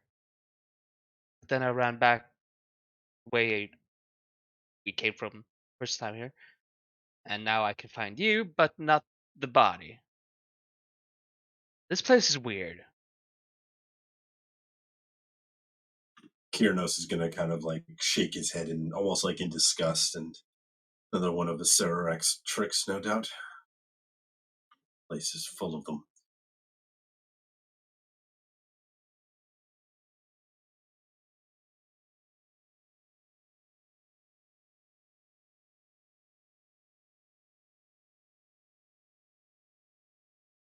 Oh, we found a warning plaque for going in here. It mentioned the ring is a path to another tomb. Is this maybe the ring it was referring to? You think that could be possible?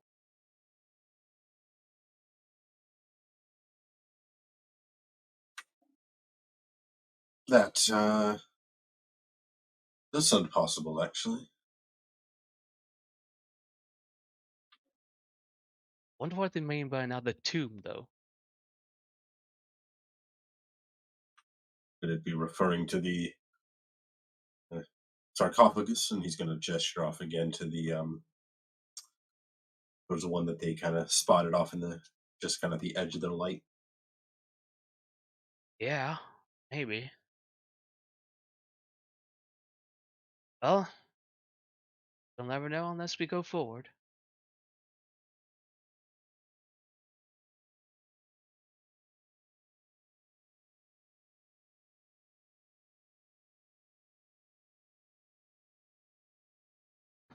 So moving down the hall. My bad. What were you thinking? No, so Kierna's just going to kind of look pensive for a moment and just thinking another tomb. He said when you ran back the other way, you saw the goat men, but not us.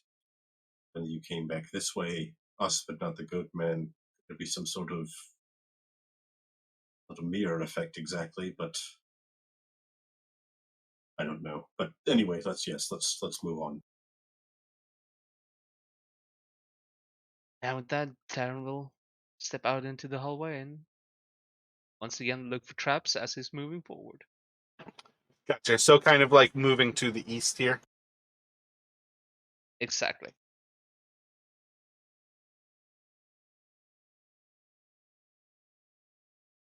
Probably been a while since I've checked to update this.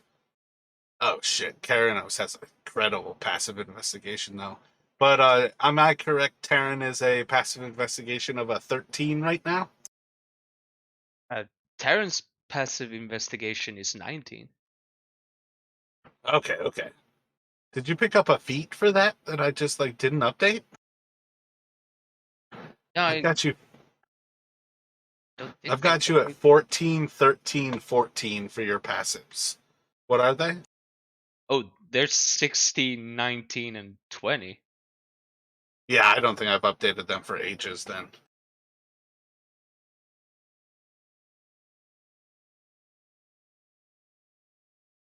I think I have expertise in like insight and investigation. That's what it's going to be for sure then. Insight, perception, and investigation. But perception is just a +6. It's got to be in part just your actual proficiency bonus. You probably picked up proficiency in perception since I like wrote it down, and then you probably took expertise in the other two, maybe. Who knows what it is? It doesn't really matter. I'm not surprised that I didn't have them updated. So yeah, I'm gonna say as you all like move down this hallway, you are going to notice, and I think it will be pretty clear to both of you with those passives, as you're kind of coming forward here, that there's kind of a portcullis to the entry of this room. Um, as you notice it, let me get actual investigations from the two of you, as you're kind of like recognizing something about this room kind of locks off.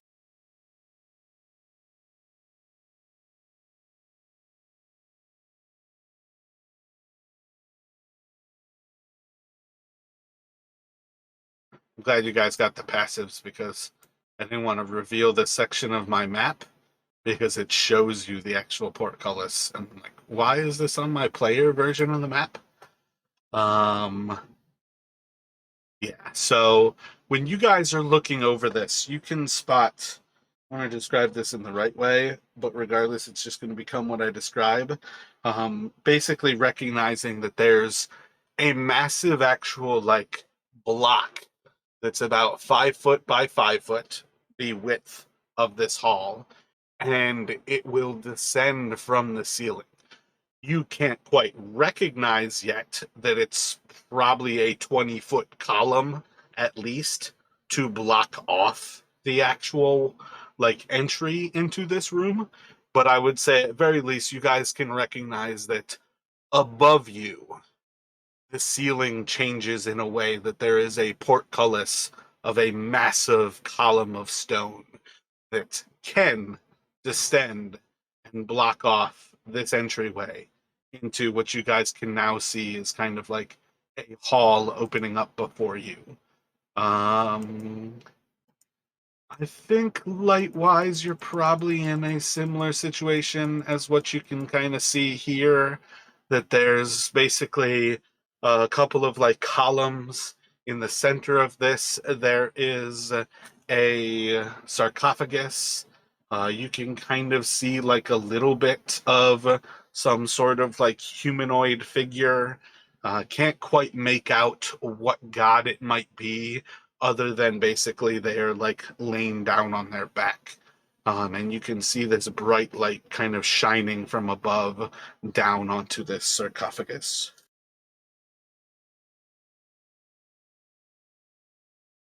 And Zeros would hear from Mao. This tome doesn't fit the iconography of my fellow gods.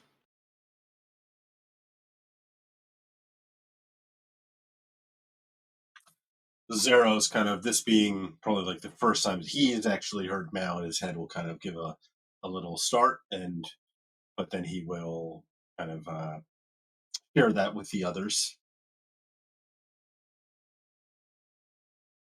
This doesn't look like the ones we've seen before, if I'm not mistaken.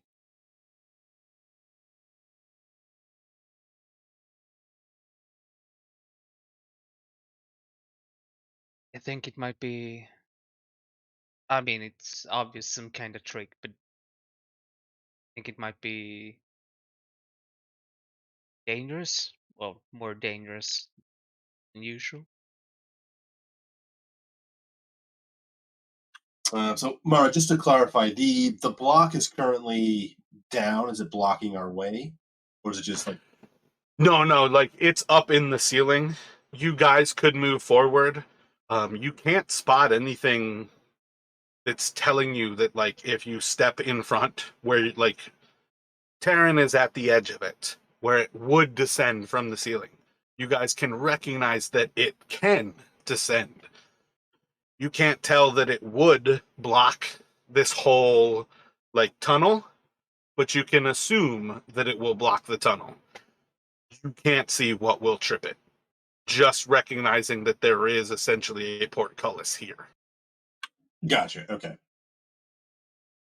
Well, warning did say it leads to another tomb. Don't know whose tomb it might be. Fuck, I'm gonna regret this, but if we want to get out, we need to explore. And Taryn is gonna step in.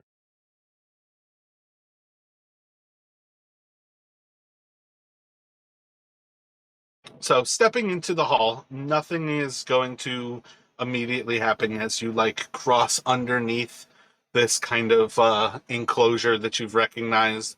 You'll start to see around you. My bad, I'm looking for the actual description. As you're going to see.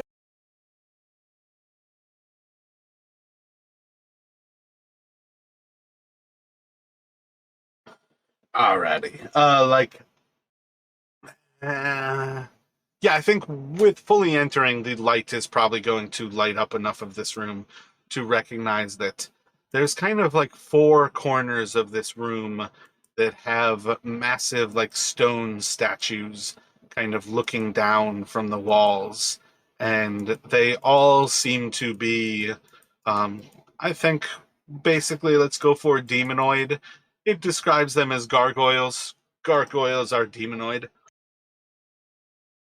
It seems silly not to recognize them as like demonic kind of faces that kind of look out from you. And as you really get into this room, kind of like a subtle, almost subconscious recognition of like the smell of wine is going to become much more like a fully like frontal recognition to your senses that there's wine in the air. You can smell kind of the deep kind of like cherries and the stringent. I'm trying to think of the thing that kind of makes your lips like pucker when you drink wine. Can't think of it off. Tannins. Tannins, yep. You can like smell those tannins, and like it almost makes your lips already kind of like pucker. I always feel like a weird like sensation in my jaw as I kind of drink like a deep red wine. And you can smell and sense this.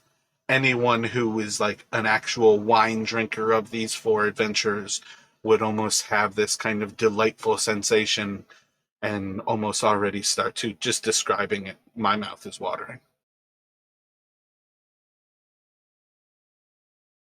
Now the turn is gonna like explain that to everyone once you get to know that about the wine smell.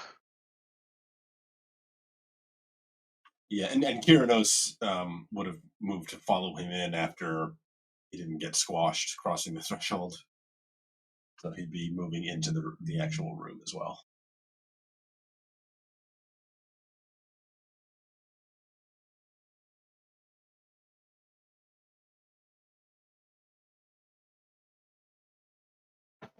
So, as you guys start to move into this room, you'll see that this sarcophagus is gilded in gold.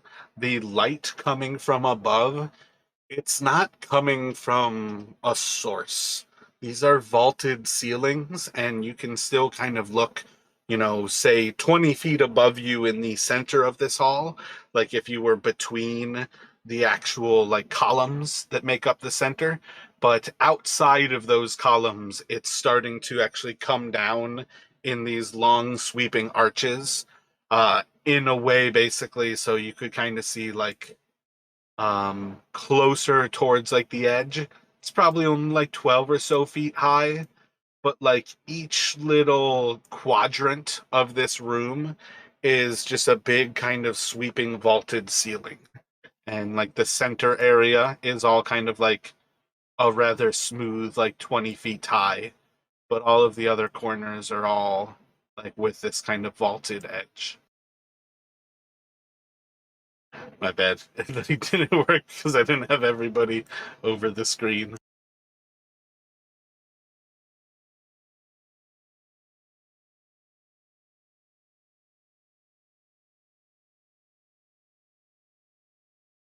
Can't get the line. What kind of thoughts do you guys have as you're like entering into and exploring this tomb? Does the light so there's no visible source, but is there any way to like does it look like natural light, like torchlight? Is there any way to differentiate what it looks like? Kierno's just thinking of that line that Taryn had said about from the assuming they told him what the message is, like about how the dead abhor sunlight.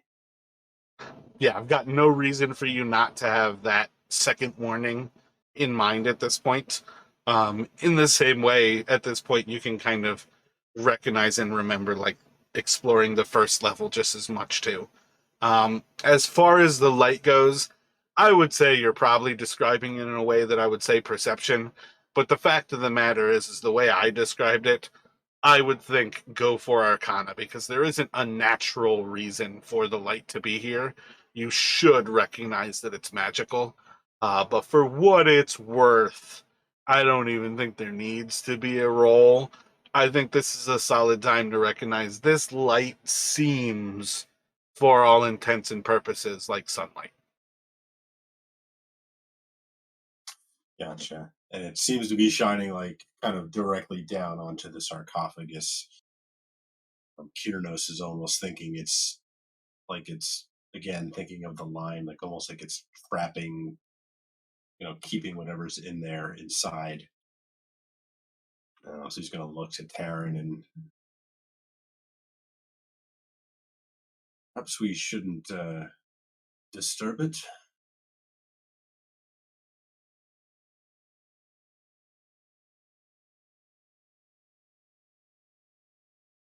Yeah, maybe not.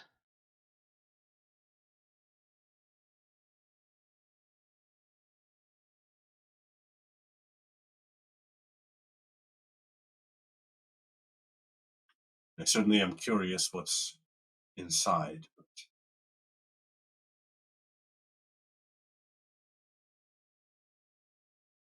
Oh yeah, and got to tell you about something. Kind of like tell him curious about the skeleton keys, how we found the first one. Like, yeah, did seem to be a kind of undead. You need the keys for something.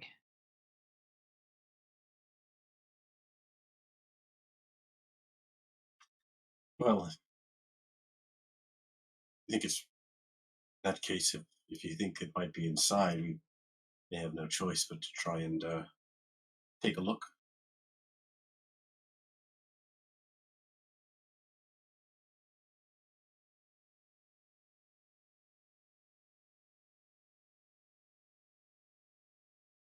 All right. Taryn will like slowly creep up, and I'll be wary for traps all along the way.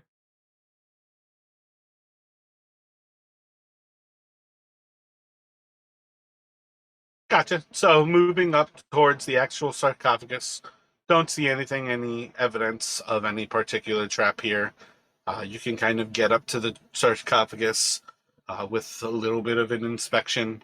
Roll an investigation as you kind of like look for traps about the actual sarcophagus.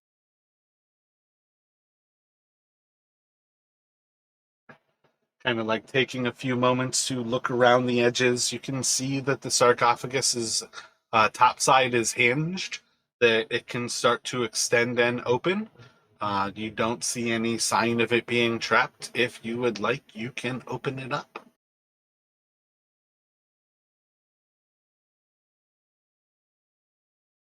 Oh, Taryn like, takes a deep breath. There goes nothing, and starts like slowly opening it.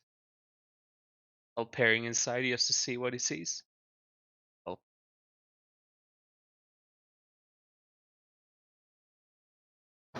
So the initial kind of like hinging is like up and away, in a way that the actual light is being blocked from above. And as you start to open it, you can see within the sarcophagus there seems to be some sort of a wooden plaque inside of it. You will have to open the lid to be able to look at it from above. Like from this point, you're looking at it like sidelong. You're going to need to get like an actual view from above to kind of see. But there doesn't appear to be anything inside of this. yeah, and that he's gonna like fully open it up. Doesn't seem to be any undead creatures inside. So as you open the lid of the sarcophagus, all four of these uh, gargoyles around the room are going to start spouting out red wine onto the floor, and there's going to be a loud kind of grinding noise. Give me one moment here.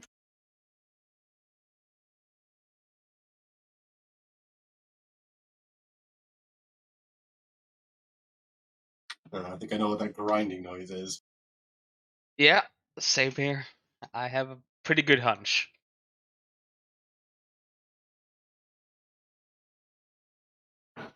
Yeah, okay, that's what I was thinking.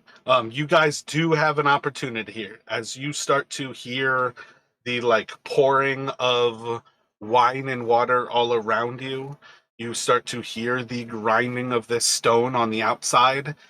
You can make this choice now. Do you all want to get out of here and try to rush underneath that stone and make your way to the outside? Or are you all going to stay within this place where you're rather certain you're about to get blocked in by that stone as this room fills with wine?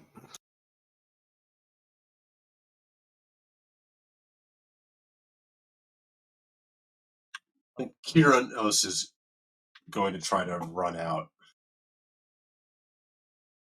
Yeah, Terran is gonna shout at everyone to just run out as fast as And they he can.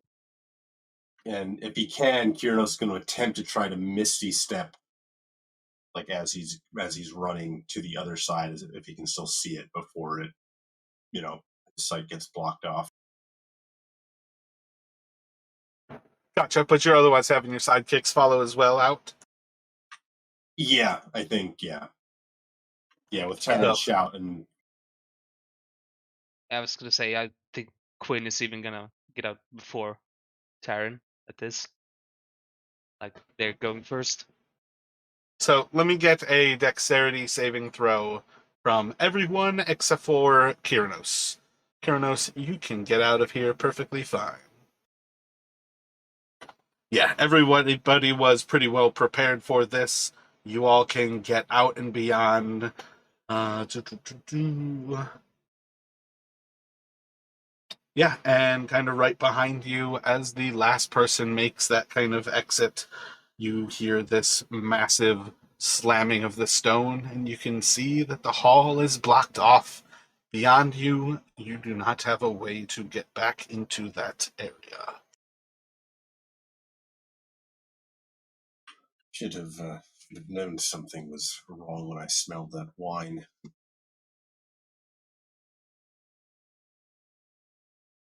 First non-disgusting thing I smelled down here. Of course, it would be a trap.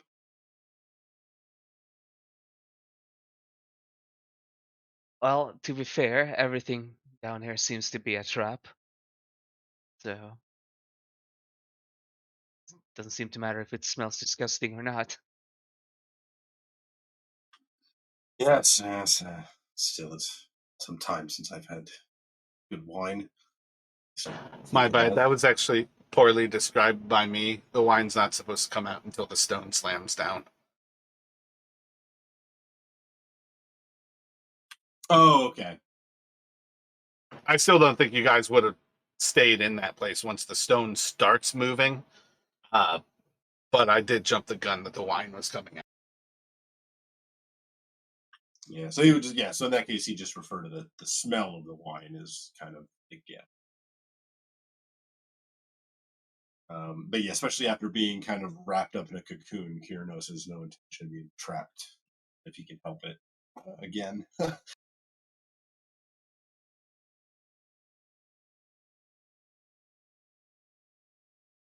Well, where to next, Taryn? Mentioned something about a warning plaque back out. Yeah, I think we'll have to go back out in the big hall area.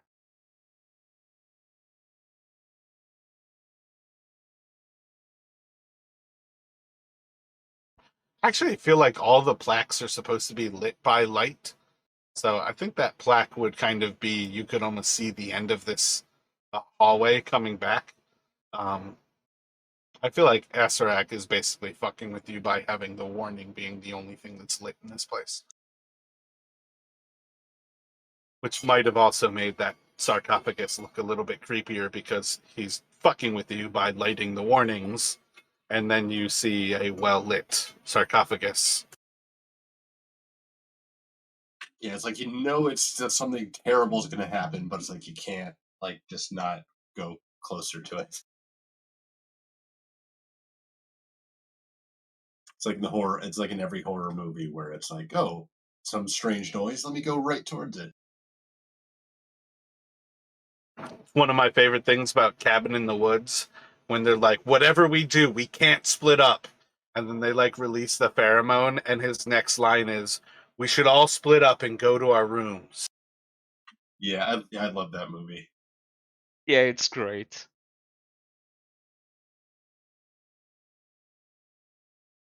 I think one of Uh, the best parts about that movie is that was like right when he like got cast as Thor.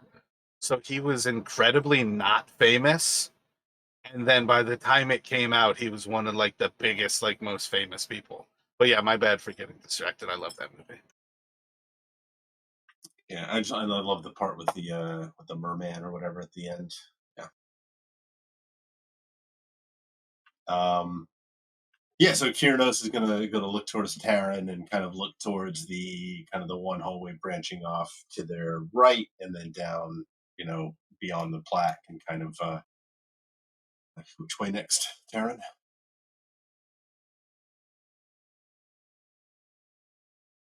Have you been exploring this already? No, not really. We know that there's something down to the south of us.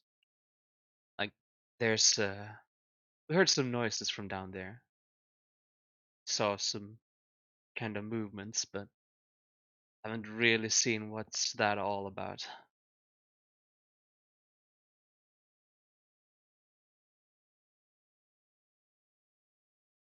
I'm thinking that's our next step.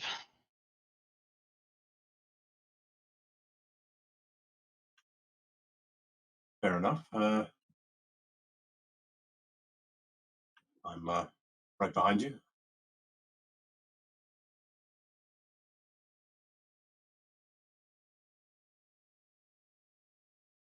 And Tam will start going towards where we heard the noises and saw the movement.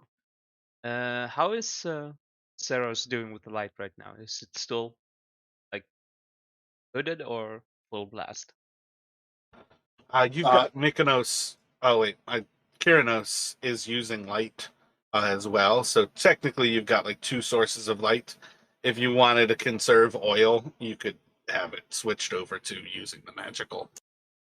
yeah, I think at after after Kyrnos got free and after he had lit up the stone, Zeros would have conscience of they'll have so much oil he would have closed the lantern. So for now, it's just Kyranos with the light on the sling stone.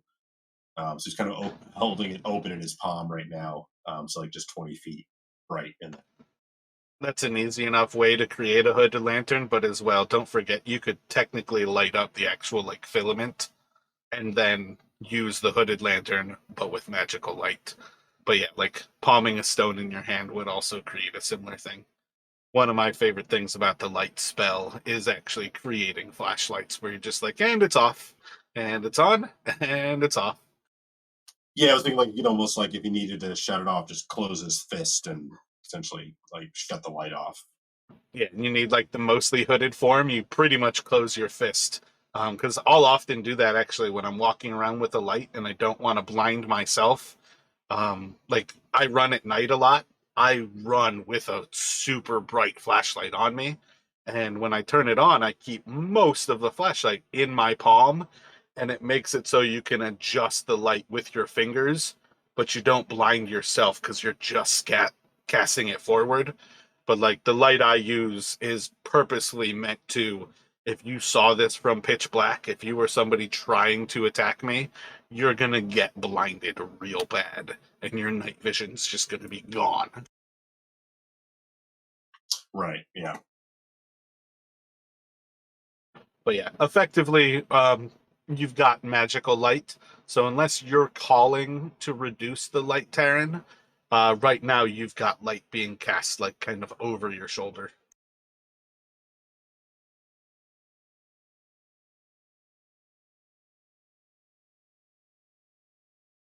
Yeah, I'm not telling anyone to stow the light. I'm at least. So with that, I'm gonna, like before, like check for traps as we're walking along. I got you. Part of why I fell back to the passive is this is going to feel just as mundane as the level above you all. Like, there's traps everywhere here. This is precisely where passive comes into.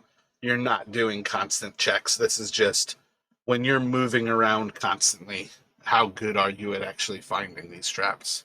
But yeah, as you guys kind of move around this corner, as you get closer, passing by the plaque is probably where you start to hear the groans.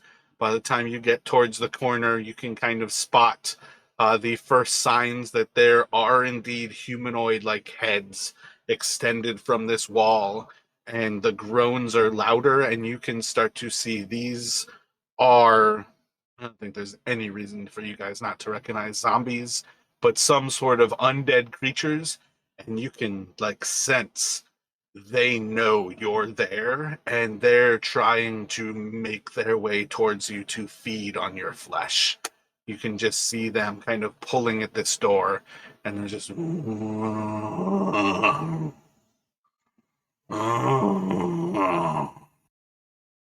like biting and chewing and gnashing at you. And there's one, two, three heads kind of sticking out from this door. I think Kieran, seeing the heads sticking out, is going to look to sling something at them. Spell, I should say.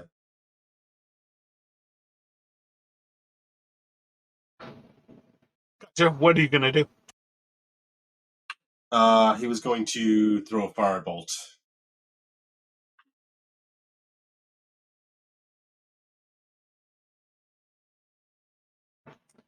Alrighty.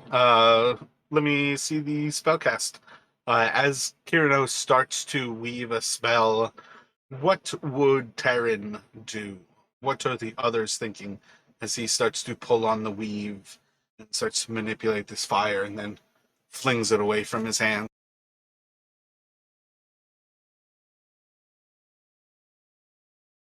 Aaron not really knowing what he's doing, just gonna give him a like sidelong look while giving him a wide berth. It's like not getting in the way. So obviously, it's a weird thing to sometimes ask because they are still yourselves. But are Zeros as well as Quinn also just kind of like holding for a moment while Kyranos does this? Yeah, Quinn would probably also just hold, like, being ready for a fight if something happens. Yeah, Zeros could probably kind of somewhat understand like the gestures and kind of like the what Kyranos is doing, but he would so he'd probably kind of like move closer to get a little bit of a better look, but for now he is holding off on doing. Gotcha. So yeah, with the first firebolt, you can certainly sling it across at one of these zombies. You're not going to kill it outright. You could certainly wound it. There's just its head kind of poking out here. For what it is worth, if the others kind of hold off for a moment, you can sling another one if you're going to do that. But you're not actually going to see any more movement from these creatures. Yeah, he's going to like as he launches the first one, but he sees like kind of the others not doing anything. He's going to look to Terran. Are we not? But he's going to otherwise hold off and not cast another thing. It's like a little surprise, like kind of there's zombies sticking their heads out, but no one else seems to be reacting like as he did. So he kind of is a little confused and kind of stops.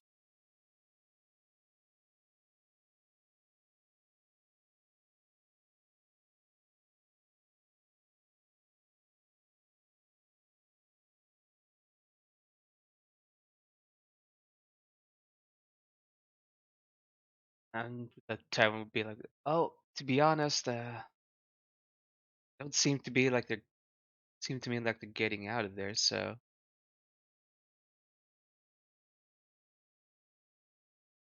probably serves some kind of purpose down here with traps and,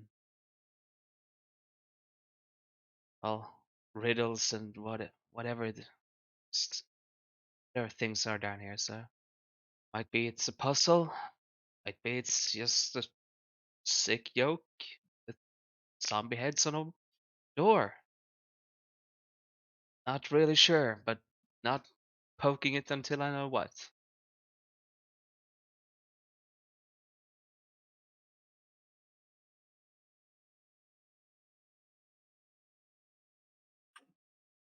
All right.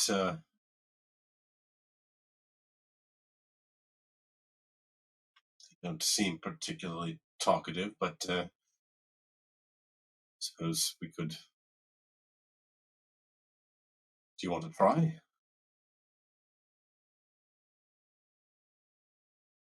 Sure, I want to talk to them, but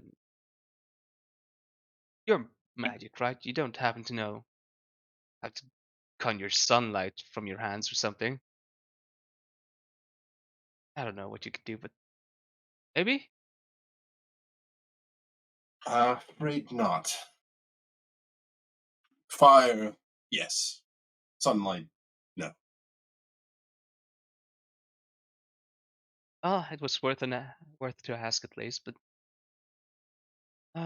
maybe we should just try to go past them, see what they do, how they react, if they do anything more than moan.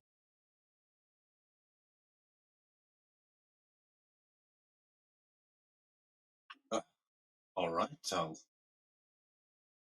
after you. That like Terran, well, keeping to the other side of the door, like very far away from where he can, like go past the door, see what happens.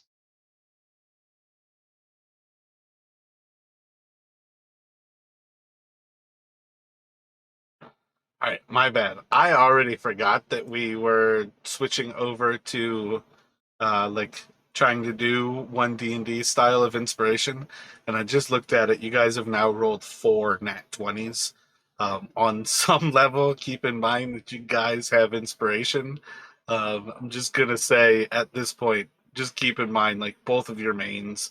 I'm not gonna deal with trying to remember like that your sidekicks could potentially have it right now.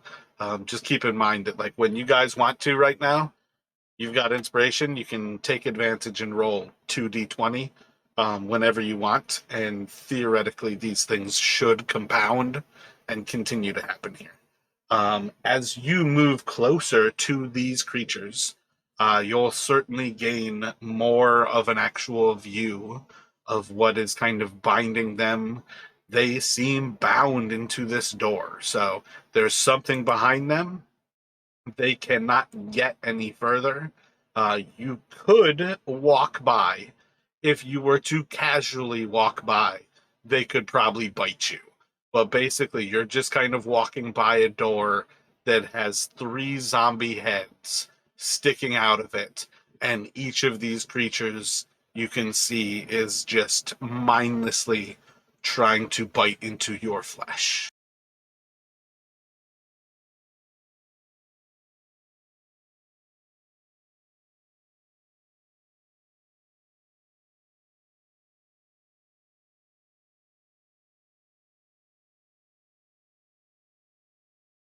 So I think I just wanted to note I think the only 20 that I rolled was actually 4 zeros. So I don't think I've rolled a nat with Kiranos specifically.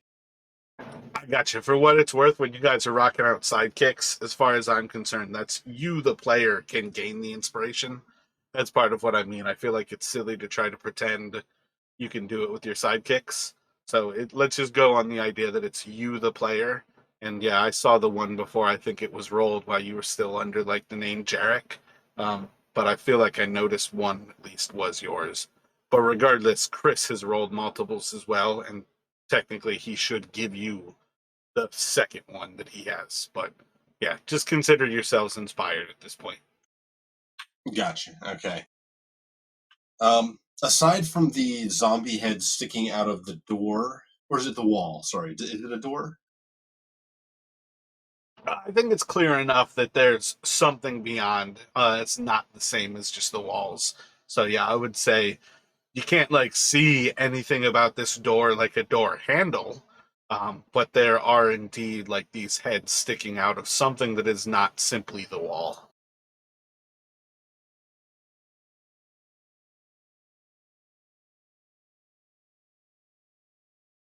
Turn. If we want to try and get past that wall, we might have to deal with those heads.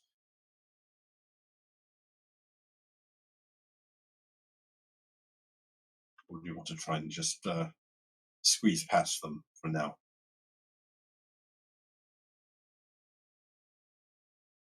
Might be safer just to deal with them and see what we can do. Don't really wanna risk being bitten just as we try to squeeze by.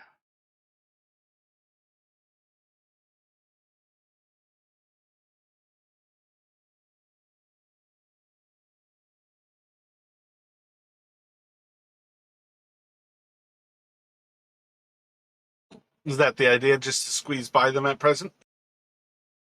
No, the opposite to Oh, my bad. attack. To actually try I to. see no reason for you guys to have to expend any effort really to kill these things. Essentially, don't stick your hand inside of its mouth and you're not going to get bit right now. So if your intention is to kill them, you guys make the attacks, bam, bam, bam, eventually killing these three zombies. You might notice similar things where attacks that you feel like should kill something do not kill these because that they are undead, but otherwise in X amount of time you guys are able to eliminate these creatures. Okay. And so once the three heads are kind of been dealt with, do we hear Kyranos wants to move up towards the door or the whatever this opening thing is and see if he hears any more of that groaning or moaning coming from further beyond? um with each of the heads dying, a little bit more silence would be the result. Once the three are dead, I think yes, you would find silence in these halls. There doesn't appear to be more. Gotcha. So he's going to raise up the stone and kind of trying to like almost like direct the beam through one of these kind of openings that the head had made, trying to peer and see what's in through on the other side if he can. The light spell is less than a torch, though, right? That's 15 feet, or is it 20? It's 20 feet of bright light, less than a torch. So I think you can spot that there is like a hall behind these creatures. I think you can spot that there is kind of an opening beyond that little hallway, where it gets wider than like the 10 feet. Like again, the zombies were like in this area that's like 10 feet wide, like right below you there. You can see that the hall is probably about 10 or so feet, and it's about 10 feet wide. Before you can see to the south of you, it kind of opens up a little bit. And I think you could spot into the dim light that there is something kind of in the center of this space. Roll a perception here for me.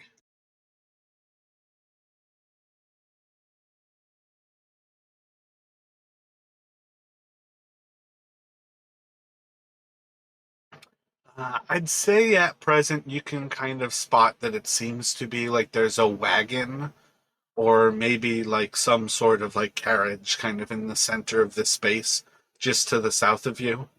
And you can kind of see like along each side of this hall, there seems to be like some sort of contraption and like chains, maybe like block and pulley type of things hanging from the ceiling.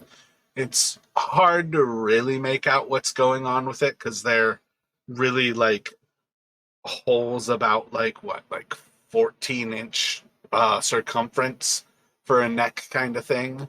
It's probably like a 8-inch diameter or so, and like an average kind of neck, I feel like. So it's difficult to kind of make out what it is, but you're kind of like looking through, and there's some sort of mechanism initially beyond, and some sort of room that seems to have some sort of object in the center of.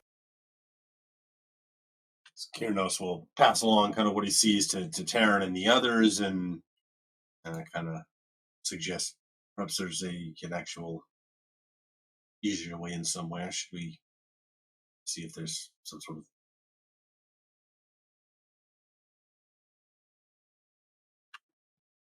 there might be an actual door, or should we just try and break through here?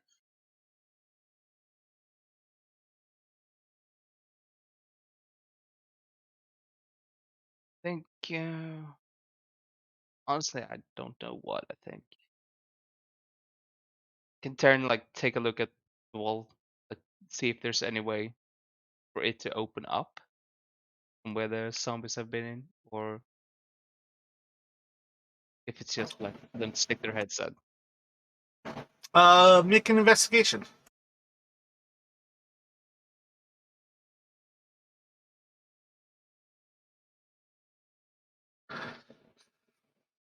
Kind of looking through, kind of looking it over.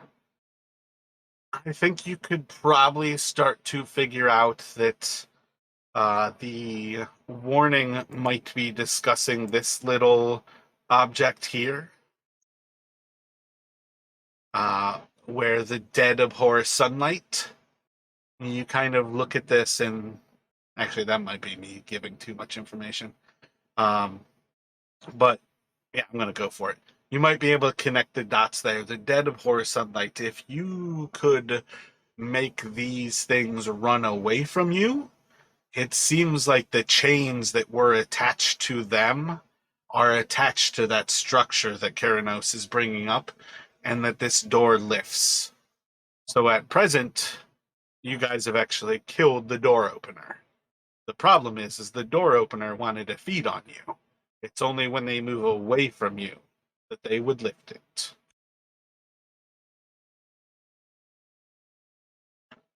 But meta knowledge, you guys don't have a cleric. You don't really have a way to like make these things run away from you.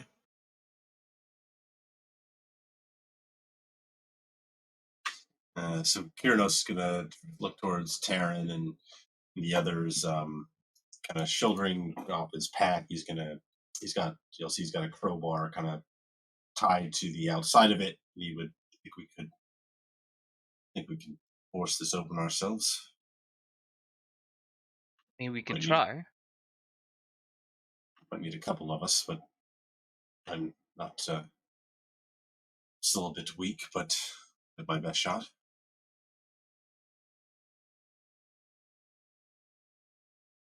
Yeah, and Taryn will wave over Quinn to get her to help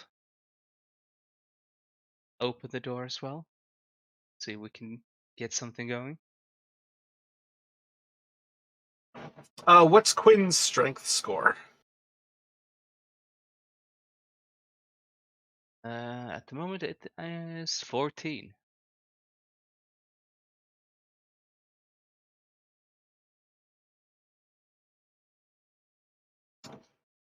So as you like start with Keranos just trying to like leverage it with the crowbar, nothing happens. You get Taryn trying to lift into it, nothing happens.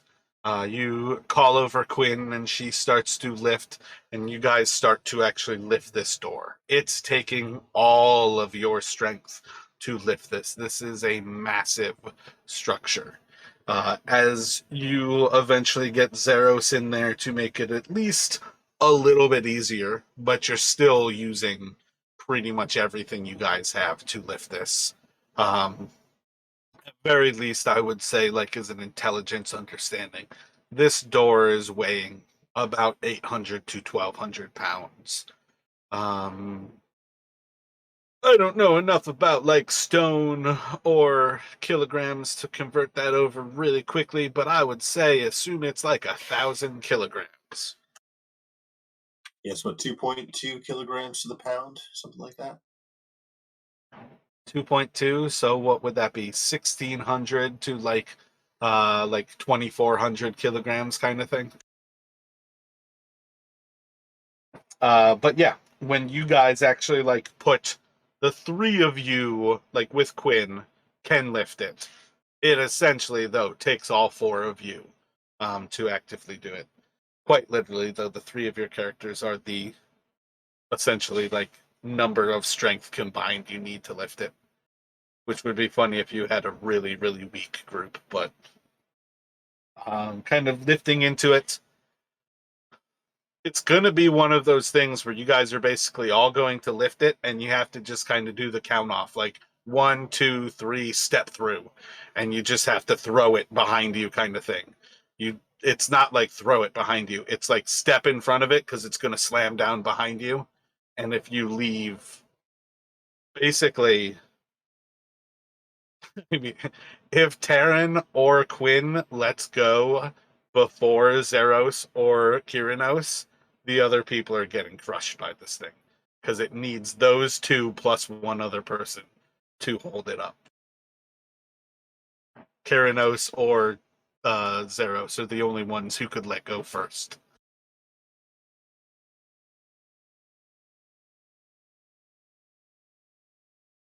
Yeah, so I guess Kyrinos will kind of as we kind of are just able to kind of get it up high enough, he'll kind of like look towards Taryn and Quinn and kind of nod and then move to go in. So I feel like this is one of those good places to kind of recognize that like the light issue becomes something where you might actually switch between like how you've been lighting and maybe light something that's like passively hanging from your belt so you don't have to put effort into it as everybody is trying to lift on this. So like assuming that you kind of like switch to say like um the last thing I remember you describing being attached to your belt was like your actual like staff. So assuming say you like actually touch and cast light on your staff and then everybody puts the effort into lifting this. So it's something that's passively creating light. You guys can like kind of like lift this thing and throw it overhead. And I'm gonna move you over into bam. Yeah, but that definitely makes sense. He wouldn't have wanted to try and be holding the sling stone. Yeah, so he would have like maybe like this his arcane focus rod. He would have done something on his belt to have both hands fully free. Yeah, and it becomes one of those things like if you left like say like the lantern lit behind you, you're basically like guaranteeing that you're throwing at least leaving the lantern again behind you. So this doesn't have to be the order. That's just me placing you inside of the hallway as you all kind of like step in there. Let me just get 4d20, like 2d20 from each of you. Um, no, 4d20 from each of you.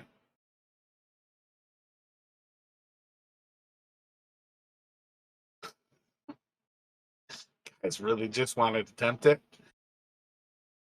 Let me get a dexterity saving throw from Kyrinos, and then a dexterity saving throw from Taryn. I might give myself advantage on this one.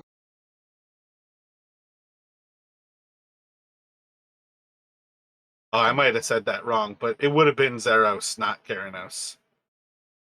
This was your second roll, so it should have been your alt. Oh, gotcha. So you Would just that have take one technically have off. changed it? It would just take one off. I think I still would have given him. Yeah, might as well. I got you. Yeah, so as you guys roll in, there's no actual like effect, but you're kind of like reminded like that there's this cramped area. Basically like how you guys kind of rolled that initial thing. Karanos and Quinn got in first. Taryn and Zeros were the ones behind, and also you both managed to roll really low there too. So I wanted to check to make sure that they didn't actually get hit by the door. But as you guys all kind of like squeeze into this area, you're on top of these now headless corpses of the zombies that you've killed. You can see the corpses are still chained to this structure. And as you kind of like step in, you're just dropping the door kind of behind you. Kind of had the last two of you, Taryn and Zeros, kind of like squeezing into this little hall. And you were kind of for the first moment starting to recognize like the room in front of you is kind of like lighting up to see there seems to be a chariot in the center of this hall, kind of just where like the bright light is really giving way. You can see signs of 4 pillars in the actual hall. And now that you're a little bit closer, a little bit of kind of like the sparkle of like treasure kind of laying over this chariot. And maybe the first glance that there's a sarcophagus laying in the chariot itself. But when you all are ready to investigate further into the room, let me know.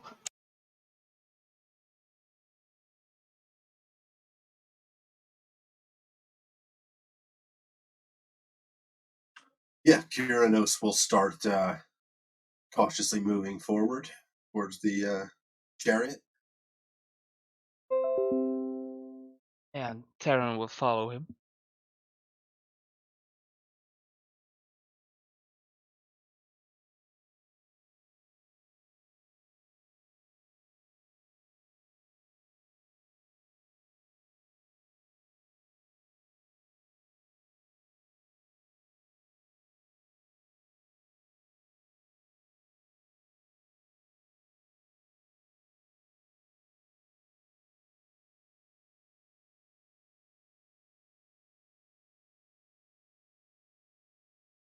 So as you guys start to move towards the actual chariot, start to see the like treasure actually covering it, like gold coins just kind of strewn all about, and they kind of scatter across the ground. Initial reaction kind of recognizing there's probably a few hundred or a few thousand coin. All of them appear to be gold. There's no signs of any like silver things that might be platinum. There's no signs of any that would be like copper or anything. And kind of like as you start to move around it, I think I revealed a little bit more to the east. It doesn't really matter too much. You start to actually kind of scatter some light a little bit more towards the edges of this hall, and it will kind of like go beyond just where these pillars are. And in kind of the first recognition of these large vats kind of fill the edges of this room. And you'll spot that there are kind of 2 to each side of you here. Eventually, with a little bit more recognition, you can see that the hall has 6 of these around the actual room itself. And you can start to spot these 6 vats are just filled with bones. And in kind of the initial recognition of these vats, not Papa Zotel, damn it, Ubalaka is going to speak to you, Taryn, and say, these vats are filled with Papa Zoto's most vehement followers.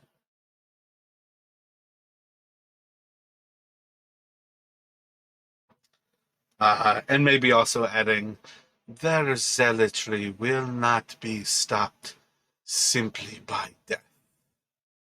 Be wary. Yeah, and as he hears that, he will convey that to the others as well.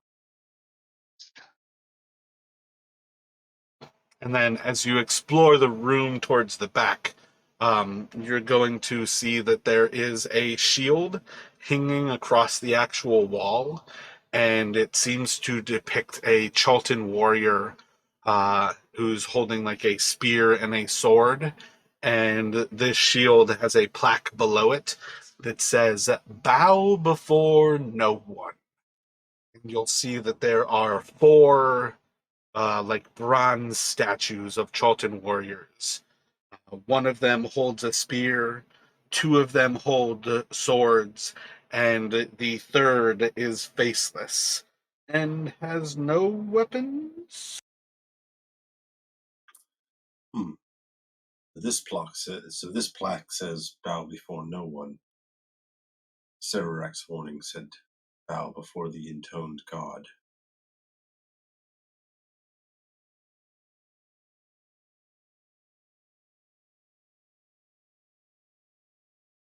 Could no one be referring to the faceless statue?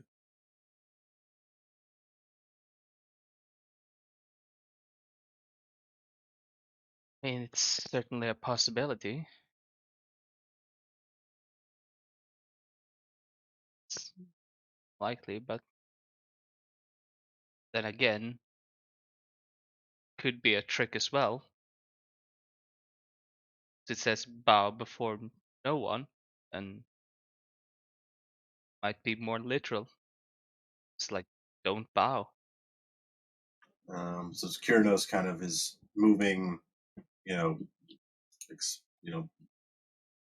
exploring the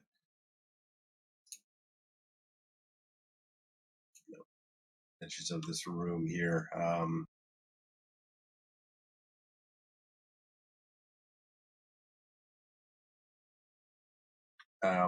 Looking at the outside of the sarcophagus, are there any visible like iconography or anything on the outside, like etched into the base, the lid? Kind of returning your attention to the sarcophagus, you will notice that, like, it as well as the chariot have many images. Like, the chariot is actually painted with a very long beaked bird, kind of like standing atop one leg, and you can see, yes, it is covered in iconography of Papazotl, the Iblis.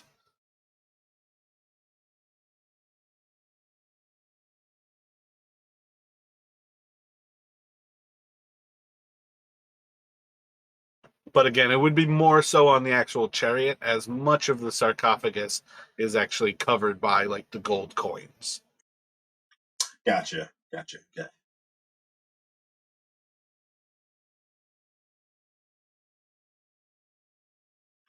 So the three statues of the Chultan warriors that are bearing weapons, do they have like defined facial features, like in contrast to the faceless one? Um, feel like it's from like the Qin dynasty, where they say the emperor who like united all of China under this first of the dynasties kind of buried all of those or terracotta statues, and they say that each one is like unique in its own image. I would say it's kind of like this. They're all distinctly Chalton, which I think is maybe potentially kind of racist at saying they're like Egyptian kind of black facial qualities. But I would say what it really is kind of just referencing like they fit the general Chalton ideal of like bodily features, but they are all relatively unique in themselves. And then the faceless one, I would say with that one, maybe go for the idea that it seems like it was like maybe just never finished. You'd probably have to do like a closer investigation to see whether like the face was like knocked off by some physical damage or whether it was like just never carved. Gotcha. Okay. Yeah, Kyrinos would be curious about that, so he would move over towards that statue to try to take a closer look.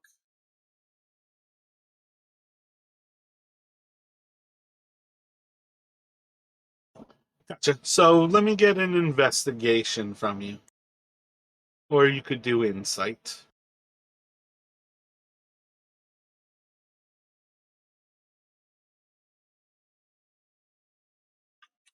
And he would be trying to take like a close look, so I think maybe the eyes of minute seeing would come into effect in this Gotcha, where case. that would be advantaged.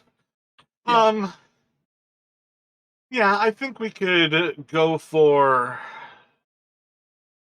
I don't know. This is one of those things where I feel like, what are you actually looking to confirm? Do you want to, like, describe to me what are you looking for when you're looking over this?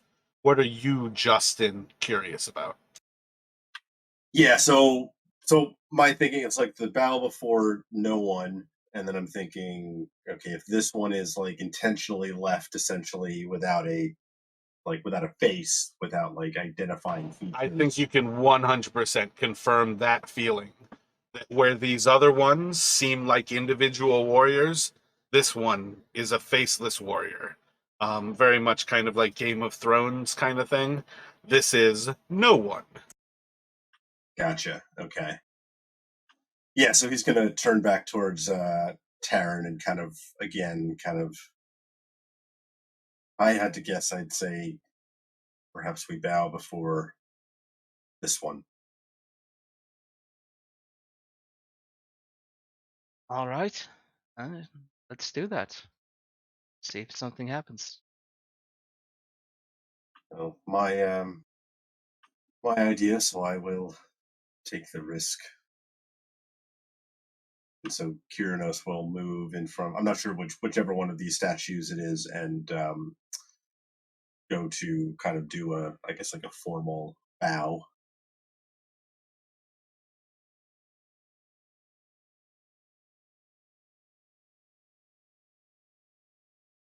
Uh, yeah, I don't know if this art really makes it clear to say that one of these is meant to be the actual one.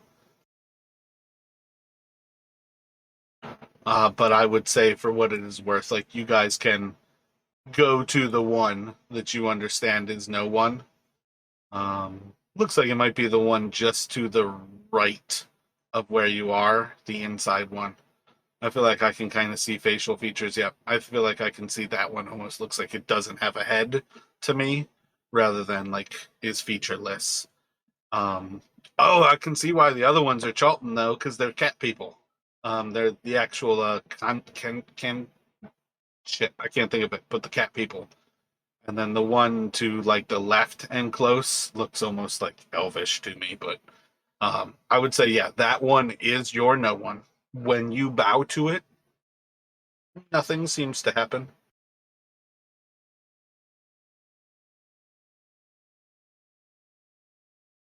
So he will straighten back up, kind of look towards Taryn and give a shrug. Um, Kind of move back towards the others. Well, that was my brilliant idea.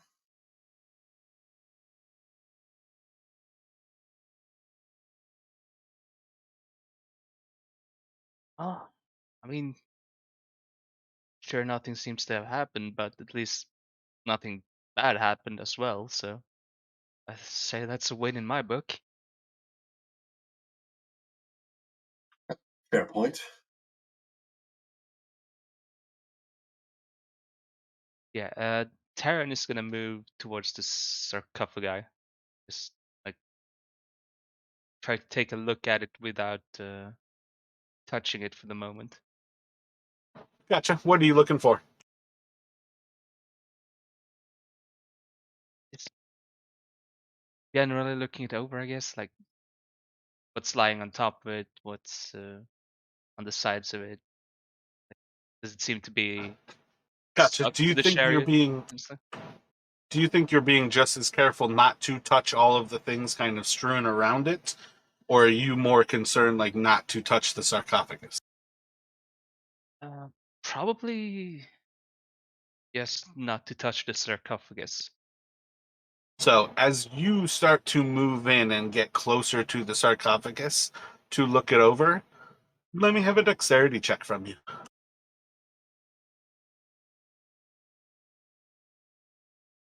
I'd say just with a little bit of like a step, the silence is going to be kind of broken by like a little scratching of metal across the stone, and you're going to notice that you just kind of brushed up against the coin.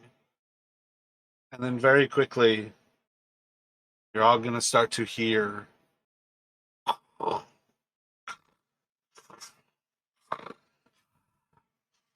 as out of these vats, bones are clinking and clanking together. And you're starting to see as humans are just starting to crawl out from them. I need you guys to roll initiative.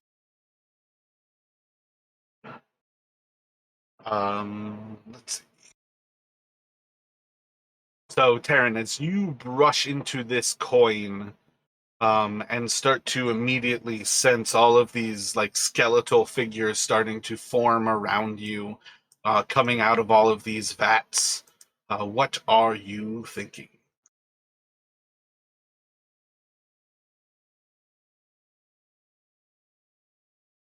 I'm thinking, oh shit.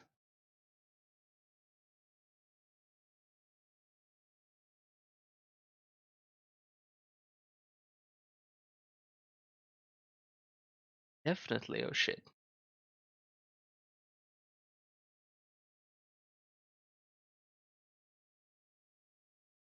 So, fine, let me go more towards what are you doing about this oh shit moment?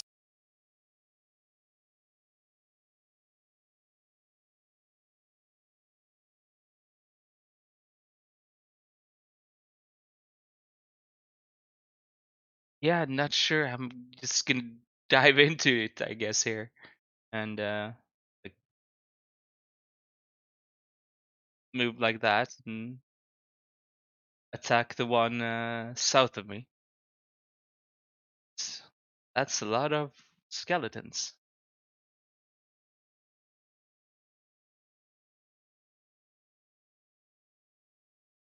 Gotcha. You said the one to the south of you was who you're attacking? Yeah, so the one like directly south of me and east of Kyranus.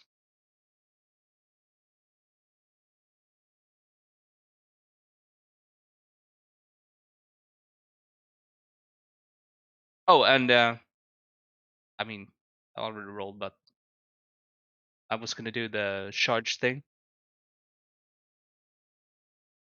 so that I don't have to also do the offhand thing with my daggers. Gotcha. I already forgot how I kind of designed that one. Is this the one where you are taking a level of exhaustion? Yeah, like either that or I think it was like sacrifice hit die or like short rest. Oh yeah, yeah, yeah. Which one are you going for? Because I feel like you have three choices. One of them was the hit die, one of them is exhaustion, and I can't remember what the third was. Maybe it was just the two choices. I think I was like if I used all charges at once, I didn't as well. I didn't suffer. Gotcha. Yeah. So what are you thinking? Yeah, I'm gonna use the hit die and use one charge. So one attack Gotcha. and then two attack. So yeah, that first attack, solid hit. Are you attacking two different skeletons here, just like south of you and then north of you?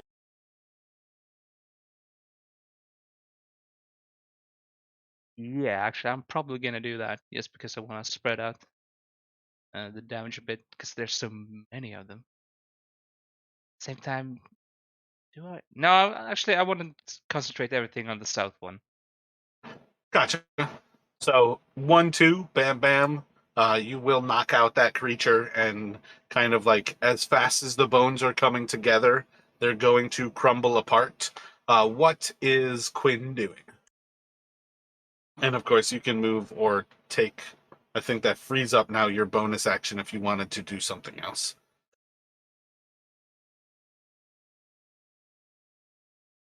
Yeah, I'm gonna stay where I am, but I'm gonna use my bonus.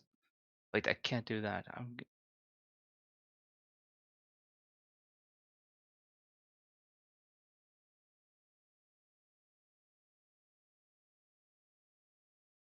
Yeah, no, I'm just gonna stay where I am. And Quinn is gonna attack like the guys south west of her. And I think she's gonna concentrate on the one directly south of her from that.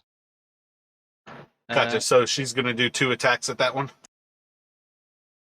Yeah, but I'm thinking about her weapon because her sword got like disintegrated in the process. Does technically have Jarek's weapon. I probably have to give you access to that on Terran. Um, Actually, if you do it, you'll see it quicker than if I add it for you. So go into into your inventory and click manage inventory as you're going to add an item and look up.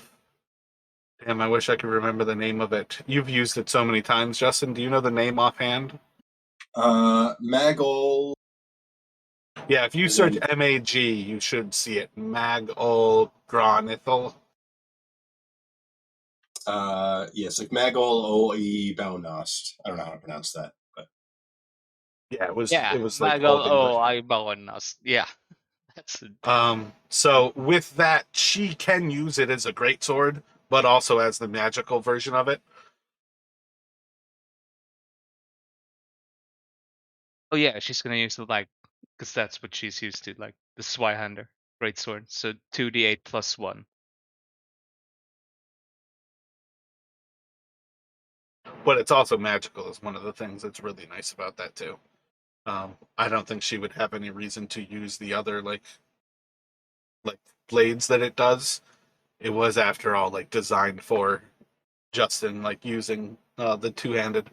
But you can make just what is it? Her normal is a +8 right now because they're over level 7.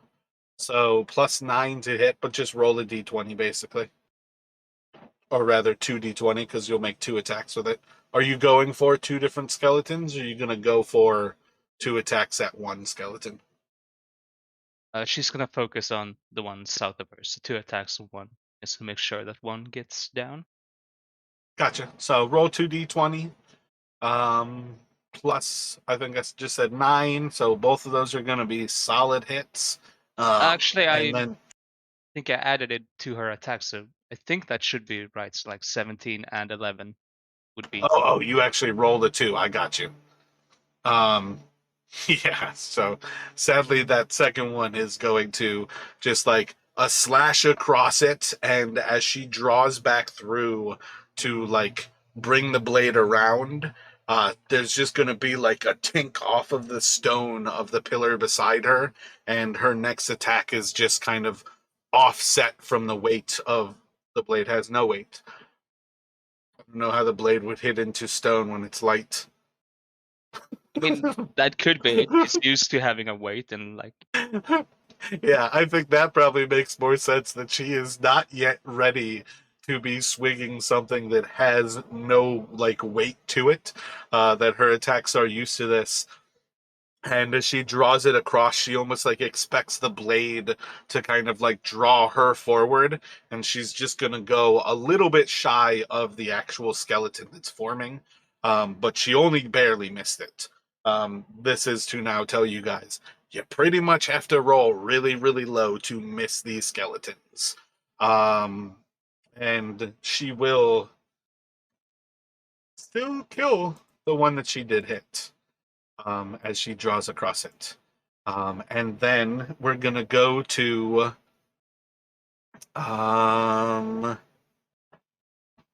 the shield on the wall is going to throw a spear out. And that spear is going to fly towards my die didn't stay on my table. 3. That is Kyrinos. That shield that is hanging from the wall, just kind of a little southwest of you, you're just going to notice as like through the corner of your eye, both of you have crazy passive perception. Each of you are going to notice as this Chalton figure who's standing on the shield almost like looks towards Kyrinos, and then you're going to start to see as a spear tip comes out of it as he stares towards you, and then the motion and the spear is going to fly out of it, and it's going to sling into you. It should hit. I think I just rolled a 27 to hit you. And it's only going to do.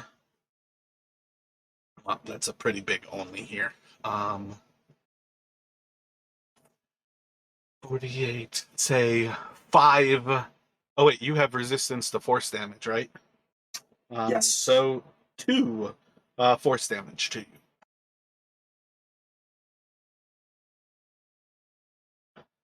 And then it's going to go to you, Kyranos.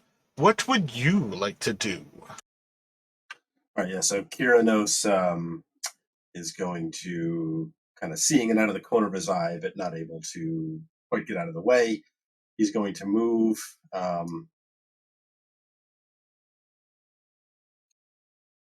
back this way. He's going to be shouting to Taryn to don't get surrounded. And he's going to throw out his hands and launch a fireball into the northwest corner of the room, hoping to kind of immolate a few of these things crawling out of these top 2 vats here. Gotcha. I don't think there should be any reason that you can't grab the fireball spell and kind of shape it around there. I think for what it's worth, you're probably hitting all 4 of the skeletons up there right now. Because you said northwest, right? Yeah, so like this area. For some reason I can't drag it out the template, but I think it should. Gotcha. I might not have given you access because it was Jarek previously, but in player's journal, yeah, I only must have had it for Darcy before. I'm just going to switch that to all players for future reasons. But yeah, so for those 4 skeletons, I'm just going to do a single dex for them all because I'm not sure they could survive. Yeah, you did 16. Even if they pass, they're going to die here. So they're just going to all kind of like crumble as fast as they're forming. They kind of crumble to the ground. Yep, and he's moving back this way kind of after he casts it, and that will be all for Kyranos. And what would Zeros like to do? And Zeros is kind of backing away from these ones climbing out of this vat, and he is slinging a couple of Eldritch Blasts towards the one directly to his east. Gotcha. Let me see those rolls. I think what he needs to like not roll under 5. You guys don't know the exact target number yet, but essentially 5 or above, I can tell you guys are hits. Yeah, blast. You just said directly east of him? Yeah. That skeleton's just going to crumble down into the ground. And as you guys kind of... Do you have any other movement you want to do with him? Nope, he's good there. So you guys are going to see... Wait, let me do this opposite. No, I'm doing it this way. You guys are going to see as a skeleton crawls out of each of these vats and kind of leaps down onto the ground.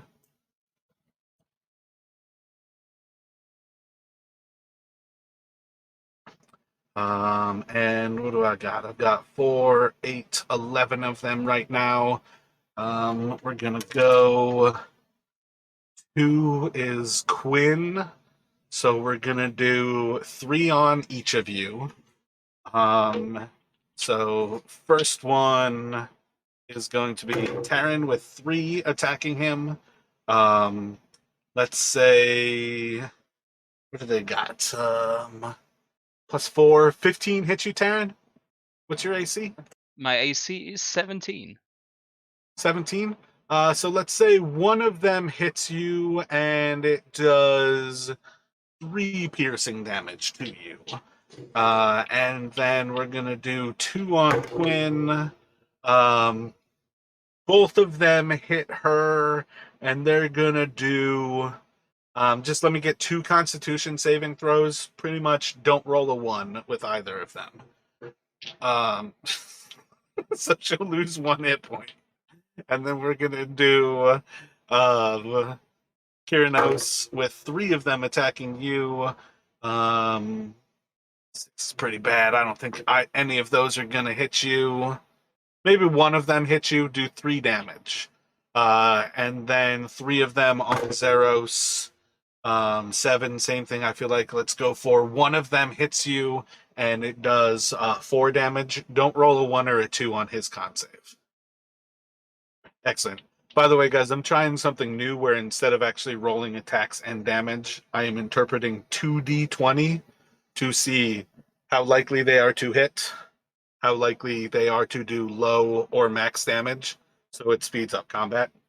But basically, as you guys are getting swarmed by these skeletons, there's just blows coming from everywhere, random little slashes, arrows coming in, and you're just kind of constantly seeing with the destruction of these skeletons, more are forming. These bones are not creating the same mass of skeletons.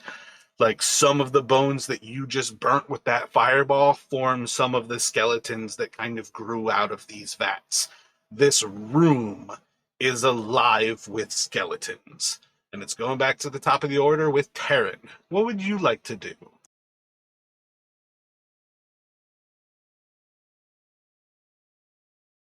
Heron is gonna try to attack the vat to his right.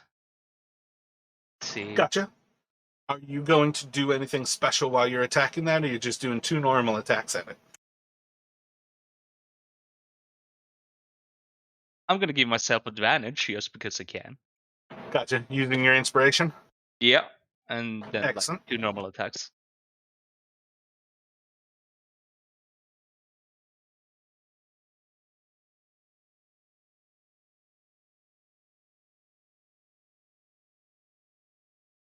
So solid hit with both. The first one will get the sneak attack for having advantage. And you will indeed destroy that vat as you kind of like bash into it. You're going to see is like the bones start to scatter out of it. And any movement from you, or what would Quinn like to do?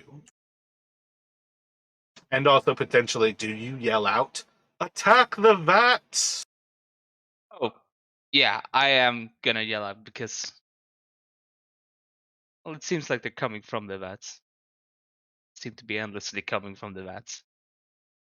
So that's what I'm yelling at. And Quinn is gonna go for the one like the furthest southwest.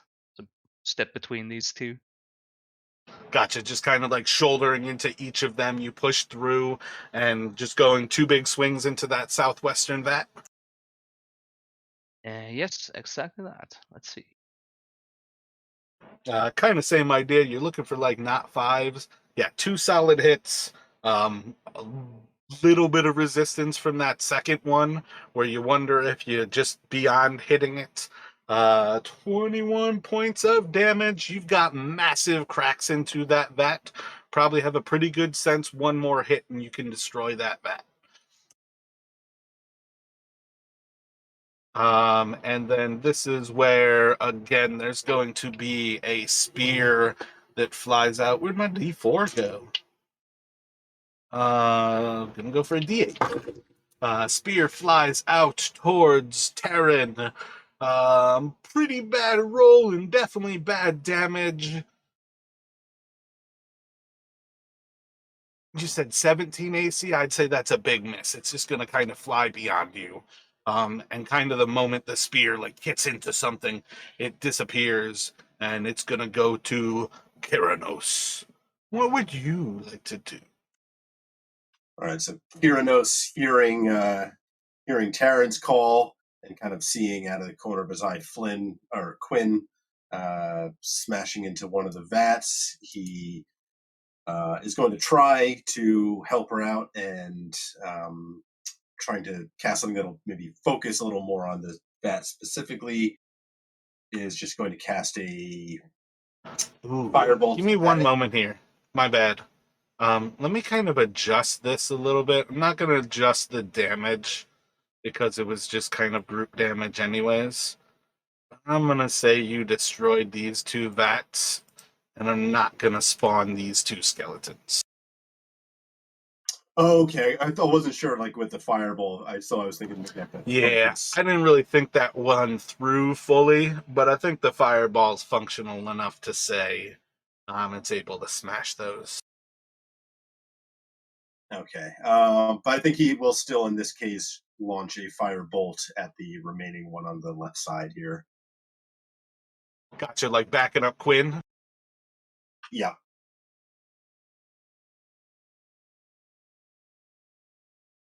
So as you kind of like start to like manipulate the weave and you like reach around to release that firebolt, it just kind of smacks into the actual pillar in between.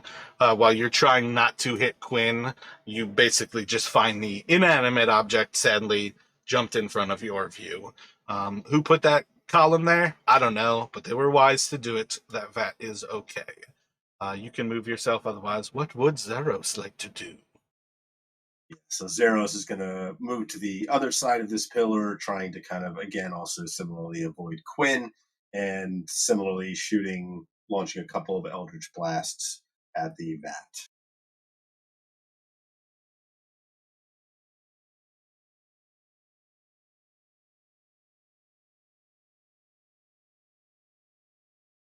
So solid strikes there. That is going to crumble away from his attacks. We're going to have here, you can move him if you would like anymore, but we're going to have his 2 more skeletons leap out from the remaining vats. I now have 4, 8, 10, 11. I think same thing. We're going for 2 again as Quinn. So we're just going to have skeletons kind of like moving around.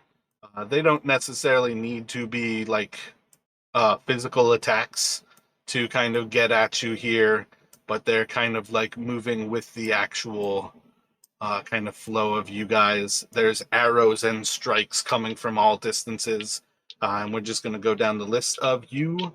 The first 3 strike into Taryn. Low and low, I'm going to say, might take 1 piercing damage as they stab out.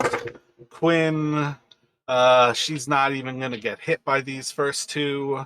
Kyranos, double 1s. Neither of them are, or none of those 3 are effective as like arrows just kind of fly beyond and by you. And then we've got Zeros. Probably gets hit by 2 of these. Let me get 2 saves from him. You need 5 or better on each of them. So he kind of takes like an arrow into his flesh, but it's like barely almost like cutting into him as it like went under his leather, potentially like finding out later on once the adrenaline kind of relaxes. It's just like a very minor flesh wound. But other than just kind of this flurry of arrows, the skeletons kind of like close in on you all. Gonna kind of get it to the point where like the casters kind of have to break the actual like combat to get away from some of the skeletons they were closer to. But otherwise, like these are going to kind of swarm around Taryn. A couple of them are still kind of shooting arrows around this group. But back to top of the order, what would you like to do, Taryn?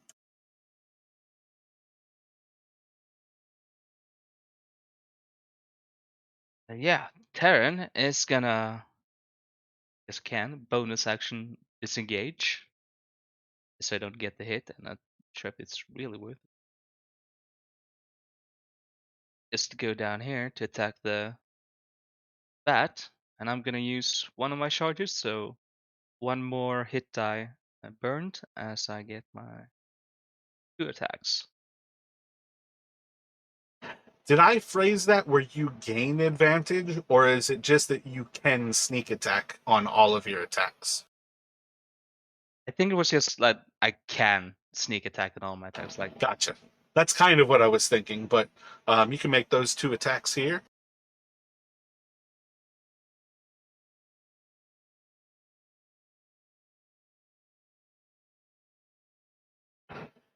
Solid strikes, you're going to tear apart this one as well, where the vat just kind of explodes and the bones are going to scatter across the ground. You could continue to move further. It's kind of a weird thought, but technically you took the bonus action disengage. I don't necessarily think this is going to change if you wanted to disengage from those creatures that you would still kind of be in contact with. So up to you if you want to move further. but otherwise it would go to Quinn. Quinn is gonna attack the skeleton right to her east, right next to her.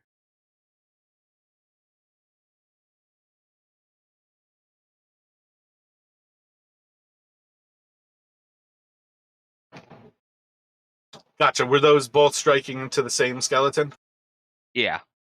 Gotcha. Bam, bam. That's going to lay that one low.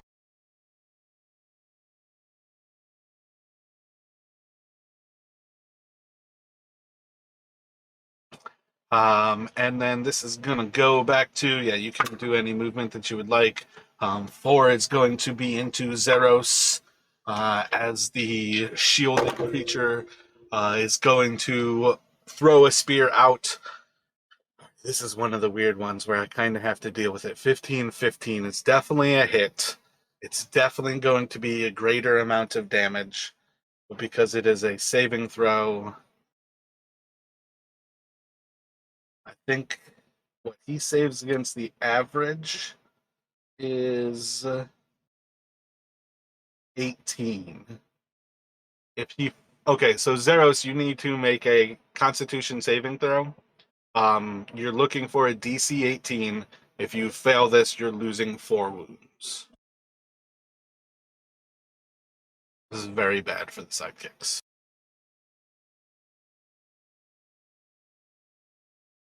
Close, but he will take those 4 wounds as the spear just kind of like pierces through his chest and disappears. The gaping wound is going to immediately start flowing out massive amounts of blood, and it's going to go to you, Keranos. Yeah, so that bloody Zeros. Yeah, Kiranos is going to move to try to break away from these, so that he can get a clearer shot on the remaining vat. Gotcha. I think realistically one of those was in contact with you. I'm not going to do anything. It misses as it kind of like strikes out at you. All right, and he's going to, launch a firebolt at the vat.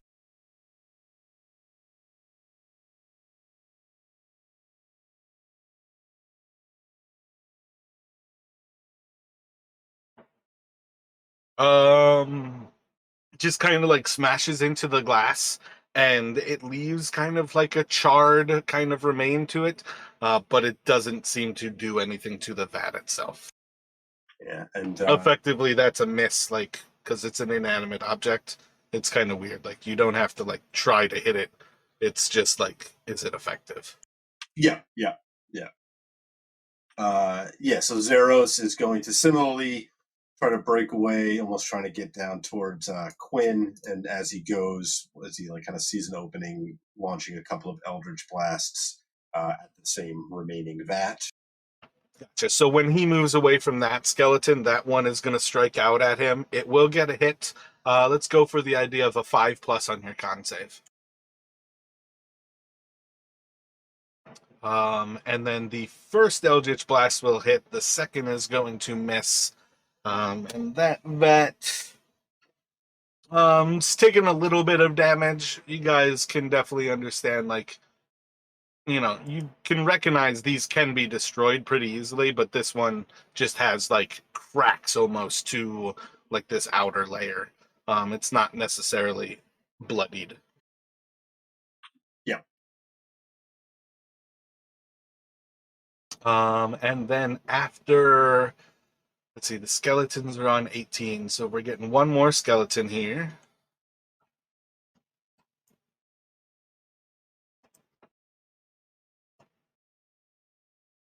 And I think I've got 4, 8, 11 still. So save the, let's see, who's getting 2 of them is 3 is now Kiranos. So with Tevin, all 3 are going to hit, all 3 doing solid damage. I'm gonna say, what is that? Do 7. Do you have your reaction? Would you reduce 7 damage to 3 damage, Terran? Or are you not even considering that right now? Yeah, no, not really considering that. That's Gotcha. fine. So just take, was that, say, 14? I'd say take 18 damage across 3 attacks, 6, 6, 6. Yeah, I think that's solid. 3 hits on you as they're just kind of like stabbing into you while you're striking into this. The skeletons are just kind of swarming around, and sadly, your defenses are down just enough that they're able to pierce into you.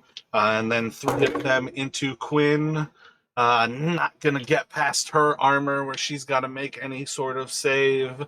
And then 2 into Kyranos.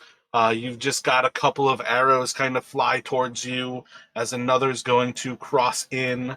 I'm going to say both of them are going to hit, but they're going to deal like 3 and 4 damage to you. So 7 piercing as they get into you, and then 3 at Zeros. All 3 are going to hit. Go for 3 con saves. All 3 are 6+. So he'll lose one more will. And then it's going to go back to the top of the order as it is to you, Terran. You've got... Well, let me actually swarm a little bit with their movement to kind of show, like, they're focused. And kind of like that looks good. Yeah, we'll go for that there, as they're kind of like swarming around a little bit more here.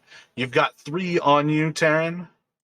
Actually, I like that better. 1 kind of in between that's still like archering in the center. You can kind of see the other one kind of between Zeros and Kyranos that are both, those 2 are like kind of shooting from the center. There's 1 vat remaining in the room, and this Chalton shield that's still in the center of the room, slinging these like pretty massive spears out from this copper shield. What would you like to do? Yeah, I'm gonna use my last charge and burn another hit die and attack the one to my west of Terran. Gotcha. Are you focusing 2 attacks on it again? Yep, that I am. Gotcha.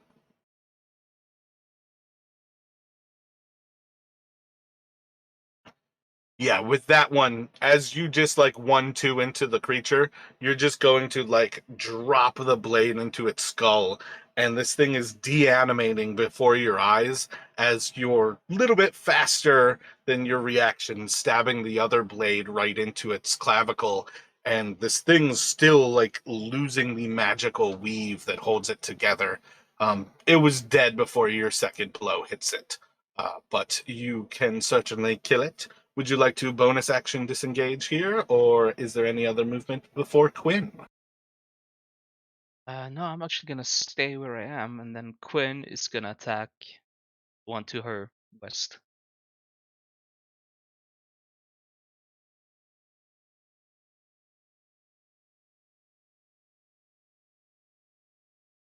And So it's gonna getting a little bit more in tune with her blade. The first slash kind of like coming down across it. The second slash is going to deanimate this creature as the bones just kind of like scatter across the ground and kind of start to blend into the rest of the bones that just litter this entire area. The spear from the center is going to fly out at Terran. Should hit, it is going to do max damage to you. And that's going to be I'm gonna uncanny dodge. 1632.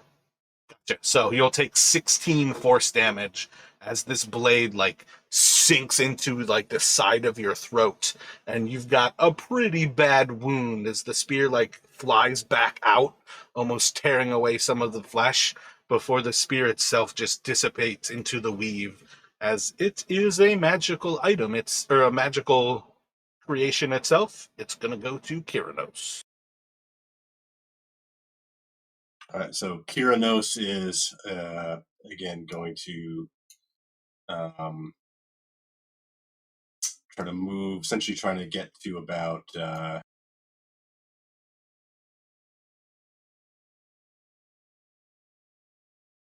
Yeah, I don't really have them centered on like spaces per se.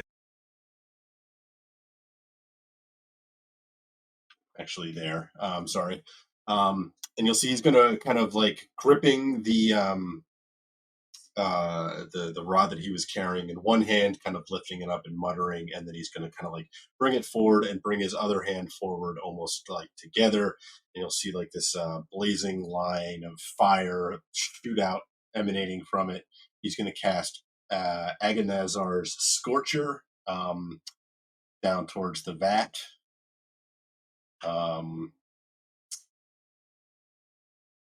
Hoping to maybe hit the skeletons if he can in the line, but focusing mainly on the vat here.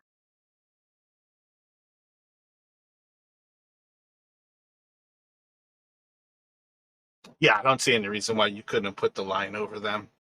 I think the only line creation I have spell-wise right now is probably a lightning bolt. But now that I know... Yeah, it's 5 feet, 30 feet long, 5 feet wide. Oh, yeah, I already brought it up. I was like, oh, shit, that's not in my like note program. What is it? They're doing dexterity saves on that one? Yep. Don't see any reason for them to survive this. I probably should have looked at your damage first to even consider it. 14. Only 14. What'd you do? 6 on the last firebolt to it? That one's had 6 from the Eldritch Blast. Yeah. I think that's the only damage it's taken. 6, 20. I'd say at this point you guys can recognize you pretty much just need to land a finishing blow to that vat to actually destroy it.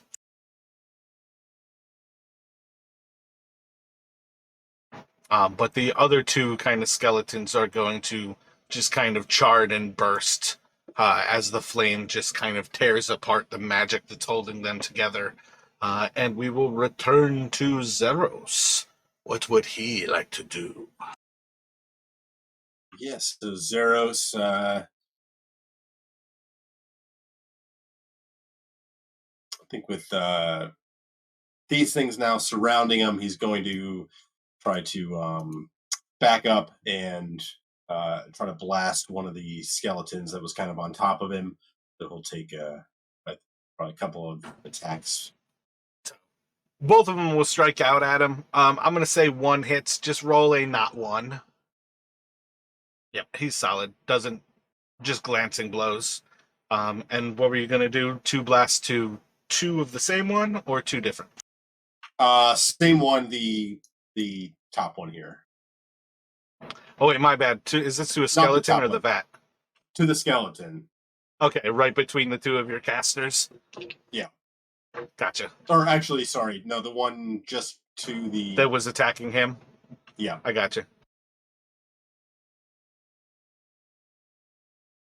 Damn, that's going to destroy it.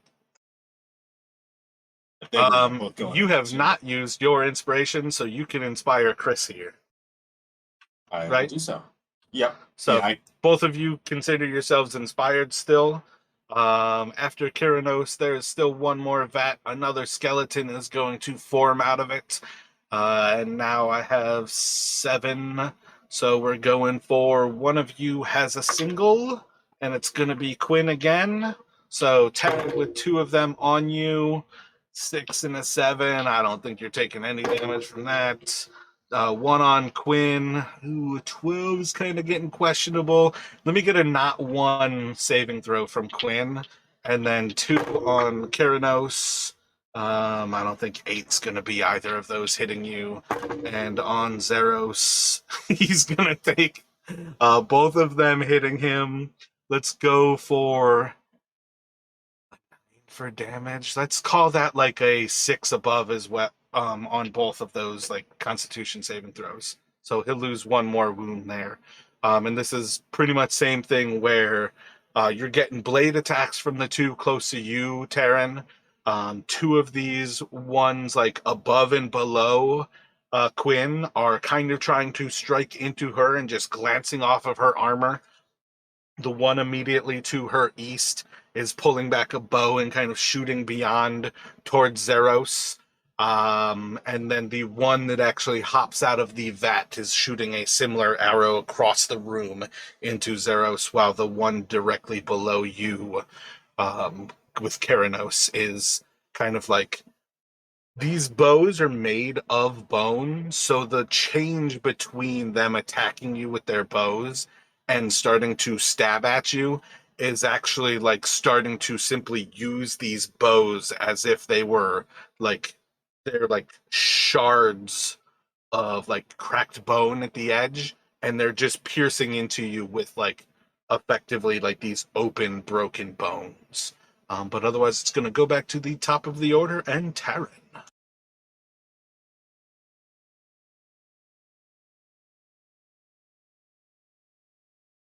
Now felt the strength of that shield and the creature that is flinging the spears out of it.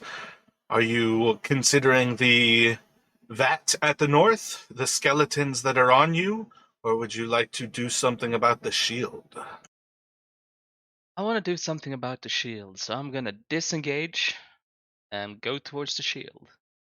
Gotcha. Bonus disengage, you step away from him, and you can make your 2 attacks into it. Would you like to inspire yourself and have advantage, sir? That I would. So I'm gonna inspire and 2 attacks into the shield. So the first one will pretty much have to be your sneak attack. Bam. Solid hit into it. What is that? 7, 11, 26. And then 8 more is 32. Let me.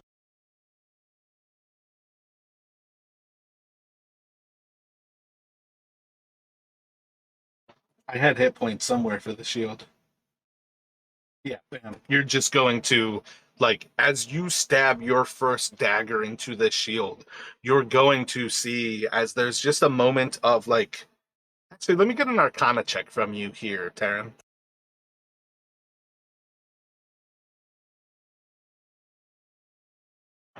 I'd say that's enough. There's going to be a moment where, as your dagger starts to slide into this, very similar to how you were like cutting through the spider web, the karambit like bites into the metal and immediately just kind of like slides into it with no friction at all.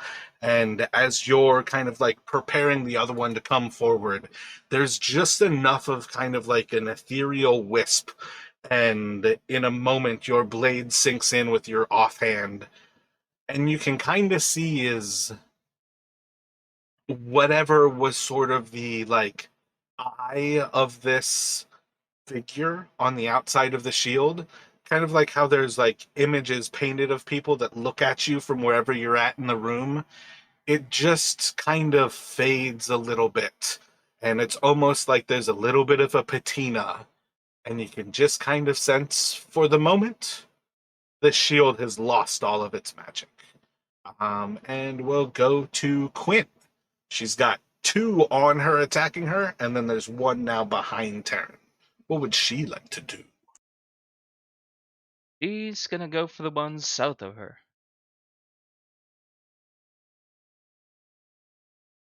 Same as before, she's gonna do 2 attacks into the same skeleton.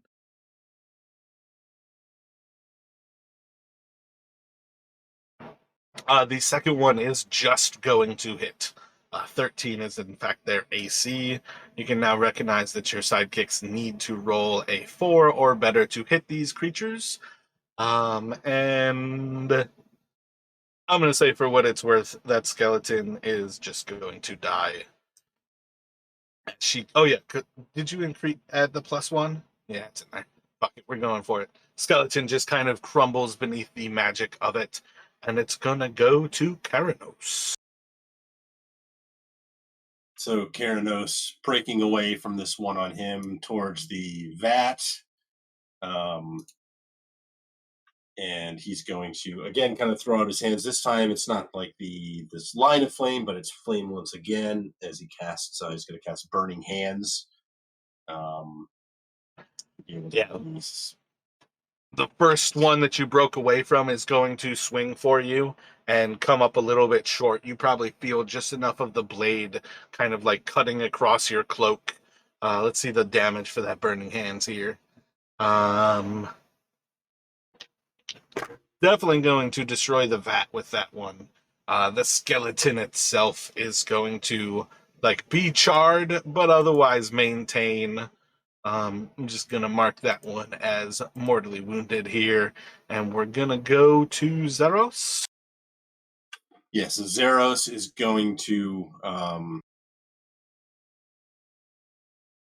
he's going to launch 2 Eldritch Blasts, one at the one above him and one at the one below him. First above, second below.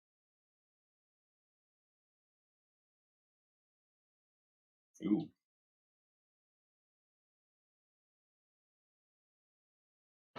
Gotcha. So you kind of like blast into the one that's above you, and as the force like sinks into it, you can see as it almost like expands, and then as the bones are starting to like be pulled by gravity, you see as they kind of like pull back into place and maintain the form of the skeleton. For a moment there, it was almost enough, but it's just a little bit shy of what it takes to destroy these things.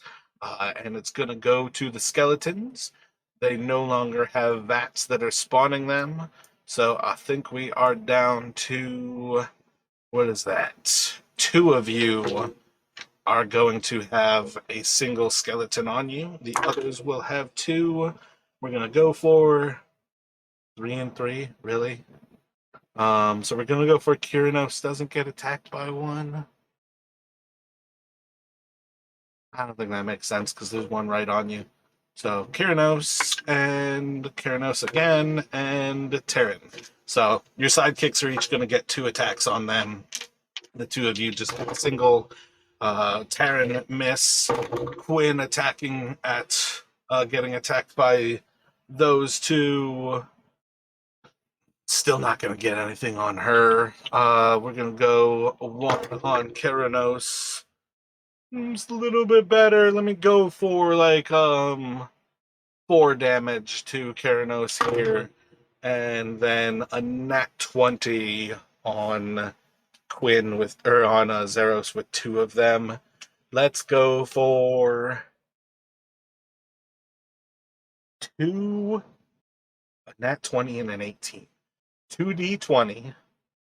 Oh, their damage doesn't actually matter with this one. 2 Constitution saving throws. Each of these are going to be DC 11, and therefore 2 wounds. I think this could potentially knock him unconscious if you lost both of them. It was 2 wounds each, or 2. Yeah, you're looking at potentially losing 4 wounds here. Yeah, so he's down to 2. So 1 would knock him unconscious. The second would I don't know if they do death saving throws or just kill him. More or less, it would just be 2 death saving throws. He would be in danger of being outright killed here, but not from the attacks.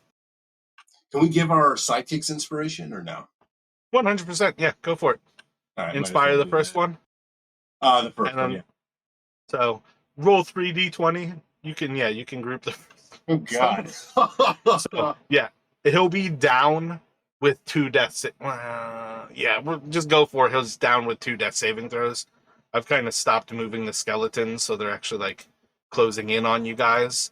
But everybody would be aware to see as Zeros goes down, as 2 arrows kind of sink into him, like 1 into that already clavicle wound that he has, and then the second one kind of like right through his chest. Like, you guys all know this person is in dire straits. Taryn, what are you doing?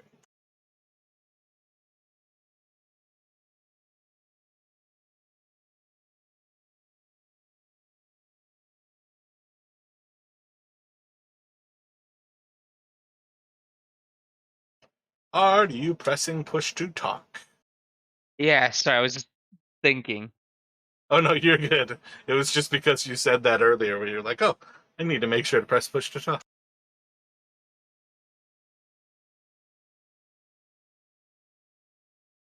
I am Terran is actually gonna disengage. Bonus action disengage. And let's see, how far am I away from? Oh, there's no way that you couldn't move anywhere in this room right now. I mean, I was thinking without dashing because I still only have 25 feet. Let's see, I'm getting to zeros. Then I actually have a healer's kit. I don't have the healer's feet, but I could still use it to stabilize with, right? Yep, the moment you go to use that, you will indeed stabilize him. So I'm just gonna go up and stabilize Zeros just for safety.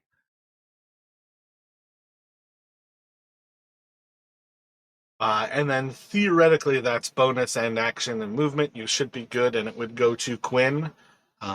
She kind of same idea. If you want to sink 2 attacks into the one that's on you, otherwise you could do 1 at the one that's on you, move to the next and attack it. If you don't kill that first one, it might strike out at you, but it's up to you how you would like to go about that. Or even she could break and move for the one that is now north of Terran. Yeah, this is gonna be a bit weird, but yeah, I'm gonna do 1 attack on the one like northwest, and then she's gonna move up and attack the one next to Terran. Gotcha. So the first attack, if you don't kill it, I'm going to attack you back. Solid hit will kill it, and then the attack on the one that is mortally wounded. Same idea. You are going to slash across that, and it will crush down as the magic gives way. We're going to go to Keranos. What would you like to do, sir?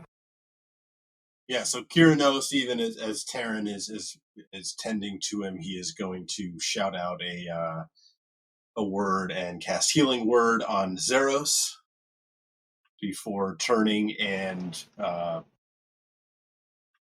firing a firebolt at the remaining the skeleton closest to him. Gotcha. I think you're what is it? You're 16, so you've got a +8 to hit. I think you need a 5 or better to hit the skeleton, and it will die. That will put Zeros at 1 wound. And it's gonna go then to the remaining skeletons will be 3. As far as I'm concerned at this point, we can kind of wrap this up here. Destroying the remaining skeletons. I guess I should roll for them just because they can do some havoc shit. You're just gonna get 1 arrow into everybody but Terran here. So it will be disadvantage against the one that's attacking Zeros. He's really the only one that I think matters. I'm gonna roll that real quick. I rolled a 2 and a 20, so the disadvantage helps. But the main attack was the 2. So yeah, going to just call the combat here. We will pick up next week with you inside of this room. All of these vats being destroyed. The shield kind of having a crack now down the center where these 2 dagger strikes from Terran have rendered it apparently the magic is broken. And you guys can explore this tomb further next week.